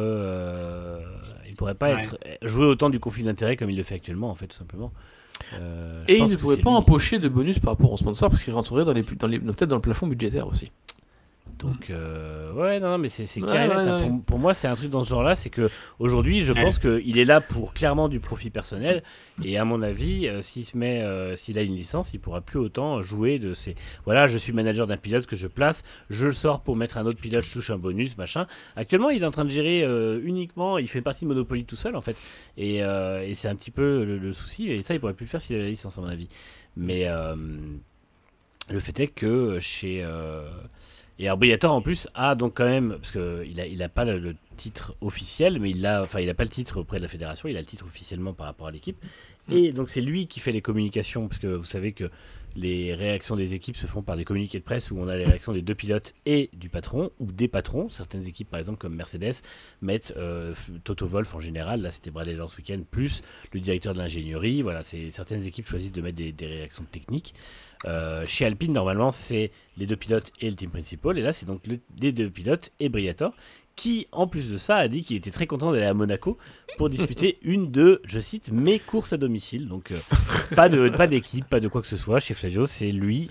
Et voilà, c'est moi seul, moi et moi-même, quoi. Oui, on a hâte du communiqué pour Singapour. Et comme on est sur la même ligne que Flavio dans le chat, il y a quelqu'un qui a payé pour mettre un message en avant. Donc je te laisse y répondre. C'est bloqué pour la saisie des voitures de F2. Oui, par rapport à. Je sais que. Non, je crois pas qu'il y ait eu de risque de saisie. Il y avait des histoires avec Hightech, mais de toute façon, il n'y a pas eu les. Comment dire. Ils n'avaient plus les logos, mais ça n'avait rien à voir avec les affaires du frère Hawks, a priori. C'était déjà prévu que le logo change et qu'elles soient à Imola sans les logos et que en fait, le visuel évolue pour Monaco ou l'Espagne, je crois. Donc, a priori, ça n'avait rien à voir, mais. Voilà, donc en tout cas, peut-être que Hawks s'est retiré d'Alpine pour pas les faire baigner là-dedans si jamais il finissait par être rattrapé par le truc, on va dire. C'est possible aussi. On n'est pas en train de dire qu'il n'a pas du tout de soucis personnels. Mais c'est vrai que c'est un petit peu, c'est un petit peu original, quoi, comme façon de. Oui, on l'imaginait en fuite à Dubaï. Enfin, Ouais, c'est ça. Puis au final, il était à Imola une semaine plus tard. Donc voilà, c'est Alpine en 2025, c'est quelque chose d'assez impressionnant. peut-être qu'il a été personnellement viré par Flavio. C'est ça la raison personnelle. Mais non, parce qu'il a dit que c'était comme son papa. Donc moi, je pense que son papa, il l'aurait pas viré. Et Ah bah des fois, les papas, ça met les gens si dehors. Si c'est Joss, si c'est Joss Briator, oui. ouais, c'est ça. Et on le voit avec Laurence Stroll, par exemple. Ah oui, là, c'est un bon papa. Exactement. Mais et qu'est-ce que je voulais dire? Oui, l'avantage, c'est que si jamais ils prennent Paul Aron, par exemple, de Silverstone jusqu'à Monza, mais que ça ne fonctionne pas pour lui non plus, et ben ils pourront rappeler Nelson Piquet pour Singapour. Et là, ce serait intéressant. Parce que là, du coup, stratégiquement, ça ouvrirait des possibilités à Alpine. Ah oui, oui. Et le communiqué dirait on va faire jouer l'expérience pour la fin de la saison. Non, je ne suis pas d'accord.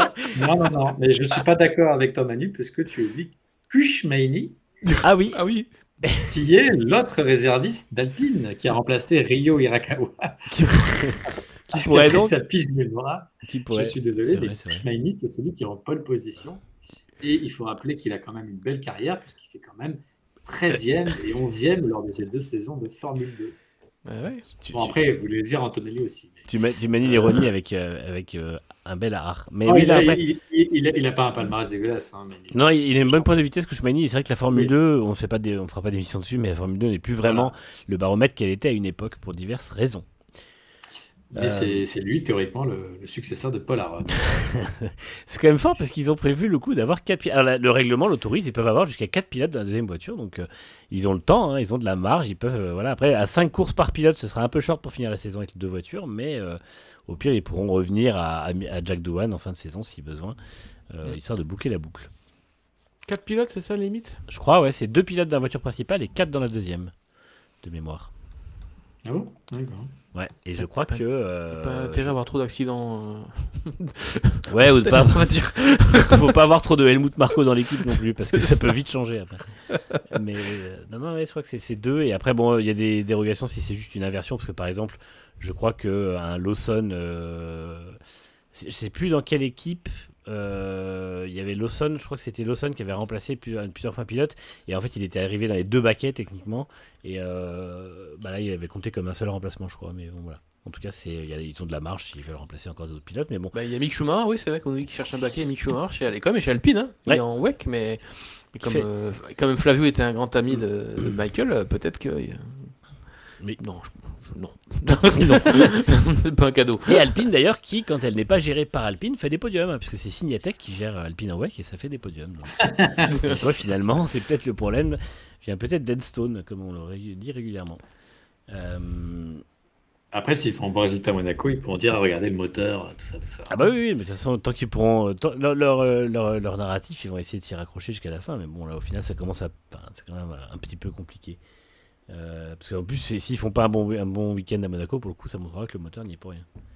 Ce qui, pour moi, est le cas. Et on va finir l'émission, puisque c'est la 10e équipe que nous allons voir, par As. Alors, avec la 17e place d'Oliver Mann et l'abandon d'Esteban Ocon. L'équipe garde la 6e place au championnat, il n'y a absolument pas péril dans la demeure. Néanmoins, le week-end a été très compliqué pour l'équipe. Des commentaires assez énigmatiques, mais plutôt négatifs d'Esteban Ocon, qui disait il y a des problèmes qui ne devraient pas arriver. Donc voilà, il était assez remonté, et puis globalement un manque de performance assez effarant du côté de Alors, Haas. moi, je dissocierais quand même entre Berman et Oui, Ocon. pareil. Berman fait un bien meilleur week-end qu'Ocon, parce qu'il faut se rappeler qu'il est... Bon, il y a son élimination un peu surprise en Q1, enfin surprise, pardon, enfin controversée, où il faisait un tour qui était juste bon par la 15e place, mais il y a eu le drapeau rouge et finalement son temps a été enlevé. Et en course, il a fait un très bon, je crois, premier relais, il partait en dur. Et donc, il était plutôt bien placé dans le peloton. Donc, c'était un meilleur week-end pour Berman. Et ensuite, il n'a pas eu de chance en fin de course avec les circonstances. Et par contre, pour Ocon, c'est un peu bizarre parce que rien n'a fonctionné. Mm. Rien n'a fonctionné. Et finalement, qu'il a abandonné en début de course, j'ai envie de dire, je ne vais pas dire que c'était un soulagement, mais c'était vraiment un week-end où il n'y a rien qui a fonctionné. On essayé libre, on gagne, rien du tout. Donc, ça fait partie de ces week-ends inconstants sur la Haas. Je pense que c'est pas une équipe qui, comme Williams, pourrait régulièrement jouer les points, mais Haas vit encore avec ses 14 points marqués à Shanghai dans la superbe 5e place d'Ocon, ce qui leur permet d'être encore 6e, mine de rien, mais ça reste une équipe. Il faudra qu'ils seront au rendez-vous lorsqu'ils auront la voiture pour marquer les points. Bon, là, ils n'avaient pas trop la voiture, donc c'est pas trop grave, effectivement. Mais c'est quand même des pics de performance assez parfois extrêmes chez Haas. C'est vrai que c'est un peu l'avantage, on peut au moins leur compter sur eux, on l'a vu, dès qu'il y a des points en jeu, ils arrivent à aller les chercher, donc ça c'est quand même ce qui est rassurant du côté de l'équipe. Toi Franck, est-ce que tu penses qu'il y a un souci ou est-ce que c'est pareil, tu penses que c'est pas non plus trop grave pour la suite de la saison? Honnêtement, c'est un mystère pour moi parce que la voiture, c'était. Voilà, on parlait des oscillations aérodynamiques après Melbourne et d'un coup, c'était revenu beaucoup mieux et c'est de nouveau vraiment une catastrophe. Est-ce que c'est de ça dont les soucis dont parlait Esteban après la course, mais dans ce cas-là, Oliver Berman aurait été aussi en souffrance par rapport à ça. J'ai, comme Alex, la même question, moi qui me taraude plus que les performances de l'As, c'est pourquoi il y a une telle différence entre Berman et Ocon, quoi. Et si ça continue comme ça, je donne pas cher de la peau d'Esteban sur le long terme. Hein. Moi je n'ai pas dit que c'était. Non, moi je dis que c'est pas tous les Grands Prix, loin de là. Hein. Non, c'est quand même un Grand Prix sur 2 quasiment où il est devant. Hein. Oui, mais ça commence à être un peu inquiétant, je trouve, même aussi en termes de morale, quoi. On sent que il est très, très posé, très, très calme dans sa voix et on sent que il prend sur lui. Je déroule le discours, sans trop monter le ton, sans trop le baisser non plus. Je déroule pour l'instant et je fais un peu le pilote expérimenté de l'équipe qui veut être fort et paraître fort en tout cas devant les médias en disant qu'il y a un souci et qu'il va falloir le résoudre. Maintenant, c'est peut-être pas à lui d'expliquer, c'est peut-être plutôt à Komatsu de le dire. Et le problème, c'est que Komatsu, dans son communiqué de fin de course, il parle pas spécifiquement de problème particulier de performance sur la voiture. Et c'est ça qui m'inquiète un petit peu, parce que c'est comme un des directeurs d'équipe technique qui est le plus franc en général sur le sujet. Et ce week-end, il n'a absolument pas parlé de problème d'oscillation aérodynamique ou quoi que ce soit sur la voiture. Donc je suis un peu circonspect par rapport aux déclarations d'Esteban en fin de course. Moi, je pense aussi qu'il y a quand même une volonté chez Haas de relativiser ce qui se passe cette saison, parce qu'ils sont quand même un peu dans une phase de transition. Ils ont un tout nouveau duo de pilotes, ils préparent 2026. Komatsu n'en est qu'à sa 2e saison à la tête de l'équipe, et je pense qu'il y a encore pas mal de choses qui sont en train de se mettre en place. Donc je pense que c'est pour ça que on sent finalement qu'il n'y a pas grand-chose qui les atteint. Quand ça se passe bien, ils sont très contents. Quand ça se passe mal, ils sont pas si mécontents que ça. Et j'ai l'impression que, avec les 14 points marqués déjà, en se disant que potentiellement sur les 17 courses qui restent, il y aura sûrement une ou deux occasions d'en remarquer d'autres. Finalement, ils ont déjà plus ou moins réussi leur saison, dans le sens où au pire, ils termineront peut-être 8e du championnat, 9e, et puis au pire, sinon, ce sera... ils pourront rester 7e, quoi. Donc, parce que je pense qu'Aston, si ça se confirme, va repasser devant. Mais après, pour le reste, c'est pas... je vois pas Racing Bulls ou Sauber ou Alpine aller vraiment beaucoup mieux que Haas sur l'ensemble de la saison, quoi. Donc je pense qu'il y a ce côté-là aussi où ils sont un petit peu plus tranquilles, on va dire. Mais bon, c'est vrai que c'était un petit peu triste de les voir aussi autant en difficulté à Imola. Donc après, on sait que là, on attaque un triplé de course. De toute façon, comme on vous l'a dit, pour toutes les courses, pour toutes les équipes, ça va être très différent le week-end qui vient, parce que c'est Monaco. Donc Monaco, ça va être, tout va se jouer ou presque samedi, sauf s'il pleut le dimanche, mais tout risque de jouer samedi, mais ça va être très très très disputé. On sait que historiquement, les écarts sont très serrés à Monaco. Et dans une équipe, Ça va être une super qualif. Ouais, la qualif promet d'être très disputée, très intense. Les pilotes vont pas avoir le moyen d'en garder sous pied, donc il y aura potentiellement des erreurs, potentiellement préparer du café, parce que la qualif risque d'être un peu longue, mais en tout cas, ça sera un très très beau week-end. Et on aura ensuite le Grand Prix d'Espagne, qui traditionnellement ne fait pas des super courses, mais qui sera intéressant, parce que justement, on aura enfin une espèce de bilan un peu plus clair de là où en sont les équipes avec toutes ces évolutions amenées à Imola. Ça, c'est ça qui est intéressant. Pour répondre à Sobright et Delicate, absolument, il y a la règle du double arrêt obligatoire à Monaco. Les équipes devront en faire 2 par voiture, toujours avec l'obligation d'utiliser 2 composés pneumatiques. Donc ça promet une course d'attaque aussi. Ça va peut-être aider à ce que les pilotes soient encore plus à l'attaque que d'habitude. Et finalement, ce sera peut-être pas une mauvaise chose. Reste à voir ce fameux pneu C6 qui a été un fiasco. Enfin, en tout cas, qui a été pas loin du fiasco à Imola, et qu'on espère voir un peu plus en forme. Malheureusement, on a toujours cette règle du drapeau rouge qui est pas impossible à Monaco aussi, qui permet de changer de pneu gratuitement. Ouais. Règle qu'on a toujours jamais supprimée et qui risque encore de nous énerver peut-être dimanche. Je le souhaite pas, mais bon. Règle qu'on déplore depuis maintenant une dizaine d'années, hein, et à chaque fois qu'elle joue sur une course, on s'en énerve, mais bon, c'est comme ça. Et non, Harry Potter, même s'il pleut, non, effectivement, s'il pleut, la règle saute, mais de toute façon, s'il pleut, on aura du spectacle. Donc, quoi qu'il arrive, voilà, en fait, le but de cette règle, c'est de mettre du spectacle. S'il pleut, la question ne se pose pas. Monaco sous la pluie, on se rappelle en 2023 notamment, ou même en 2022, c'est toujours spectaculaire. Donc, évidemment, c'est quand même à ne pas rater, et quoi qu'il arrive, même si la course est un petit peu soporifique, ça reste une course de pilotage, ça reste impressionnant, et ça reste un week-end qu'on est très content de suivre. C'est surtout le samedi qu'il faut suivre, les amis. Voilà. Et globalement, c'est vrai que c'est un des rares circuits où les essais libres sont intéressants aussi, parce que tout peut arriver. On voit les pilotes qui sont quand même déjà en train de jongler avec les limites dès le vendredi, donc ça c'est quand même intéressant. Ça roule pas vraiment sous la pluie aussi à Monaco. Regarde le déluge de 2022 et regarde sous quoi ils ont roulé, et même 2023, tu verras que ça roule très très bien sous la pluie. Vos pronos pour Monaco. Déjà, on va revenir, parce que avant de faire les pronos pour Monaco, sur Bright Indicated, nous allons parler des pronos. Et j'en vois un qui sourit, des pronos. Moi aussi, je peux sourire, moi aussi, parce que moi aussi, j'ai. Alors oui, c'est vrai, finalement, il n'y a que moi qui ne peux pas sourire. Je vais commencer par le mien, puisque comme ça, je suis le grand perdant de ce Imola. J'avais prévu Norris, Piastri, Russell. Donc, effectivement, très très bien joué de ma part de ne pas avoir du tout mis Verstappen sur le podium. Donc j'ai 2 pilotes mal placés.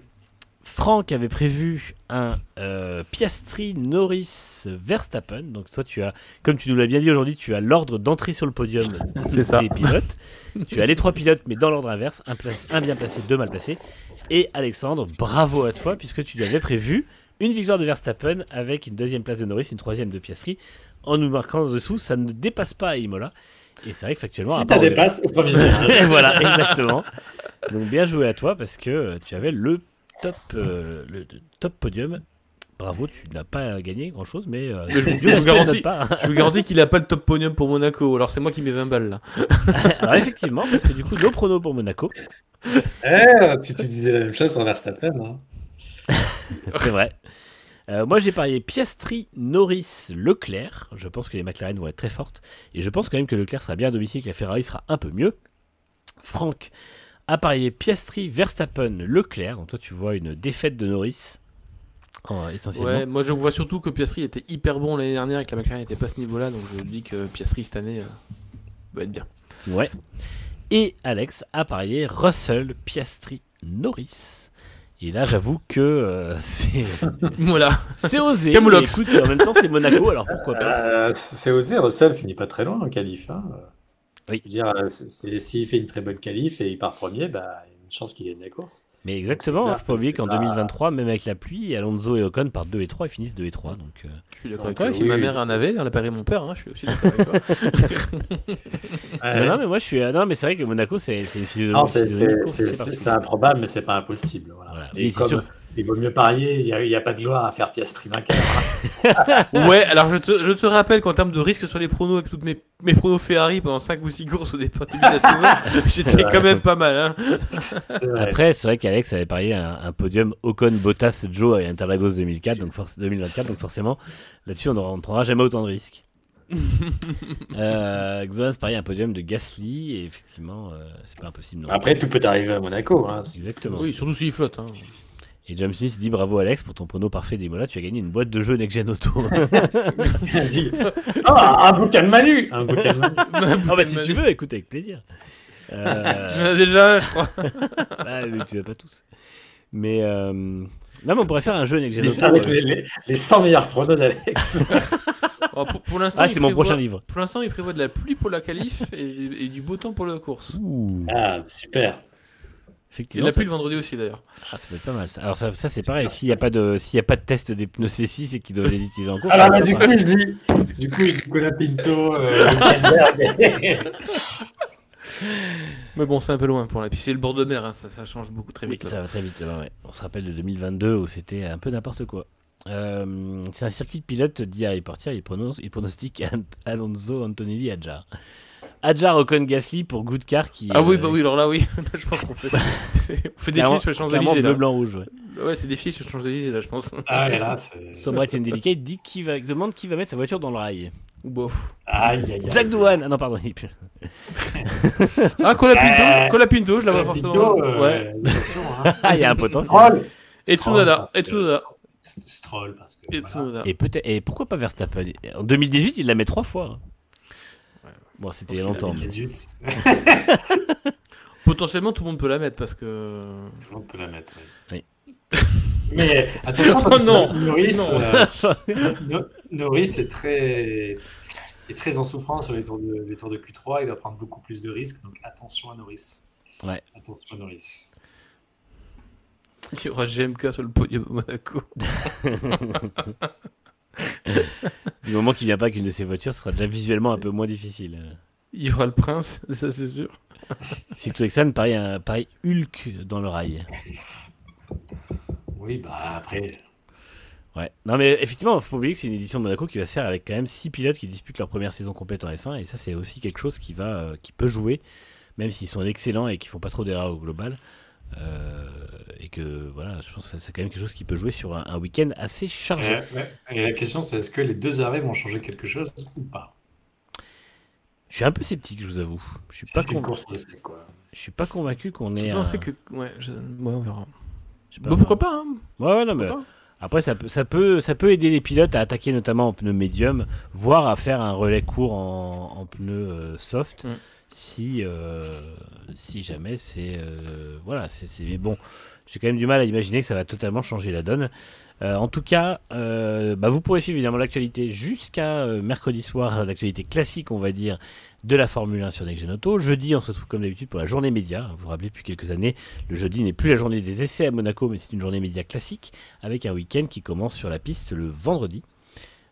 Pourquoi on met pas Max vainqueur à Monte-Carlo? Il est incroyable à Monte-Carlo. Clairement c'est sa Red Bull qui l'an dernier c'était pas terrible. Max l'a dit, les virages à basse vitesse c'est la faiblesse de Red Bull, donc ils ont toujours des suspensions qui sont pas idéales pour un circuit comme ça, et je pense que ça va pas faire. Alors il sera pas mal, mais à mon avis il sera top 5. Il peut toujours faire des miracles, c'est sûr aussi. C'est ça. Bubble Boy, on reste plus jusqu'à 23h. Et non, pas tous les week-ends, on enchaîne pour 3 émissions, donc on s'économise un peu, parce qu'on a quand même des week-ends. Puis, des fois, on vous avoue que le lundi soir, on est un peu cramé aussi. Déjà 2 heures sur une émission, quasiment 2 heures. Ouais. Le Grand Prix, il n'y a pas eu énormément de choses à dire. C'est ça. C'est quand même pas mal. Bon, moi, juste une question, c'est qui de Andrea Stella ou de Christian Horner ira saboter les grues de Monaco pour éviter qu'on voit des fonds plats en cas de crash? C'est vrai que là-bas c'est toujours la double peine, c'est que quand une voiture finit dans le rail, derrière on peut la décortiquer techniquement. Et donc voilà, jeudi vous pourrez suivre la journée média avec nous, évidemment comme d'habitude, qui commencera à partir de 14h30. On vous fera tout le verbatim ou presque de ce qui s'est dit sur la journée. Et vendredi vous aurez les essais libres à 13h30 jusqu'à 14h30 et à 17h jusqu'à 18h. Les essais libres 3 samedi à 12h30, les qualifs à 16h samedi et la course à 15h dimanche. Rappelez-vous que c'est un gros dimanche de sport mécanique puisqu'il y a F3, F2, F1 à Monaco, il y a les 500 miles d'Indianapolis, et pour les plus fous de sport auto américain, il y a le Coca 600 en NASCAR avec notamment le doublé de Kyle Larson qui fera Indy 500 plus Coca 600 dans la soirée. Voilà. Et j'en dis aussi Pepsi et Carrefour Repère pour histoire de citer 3 marques.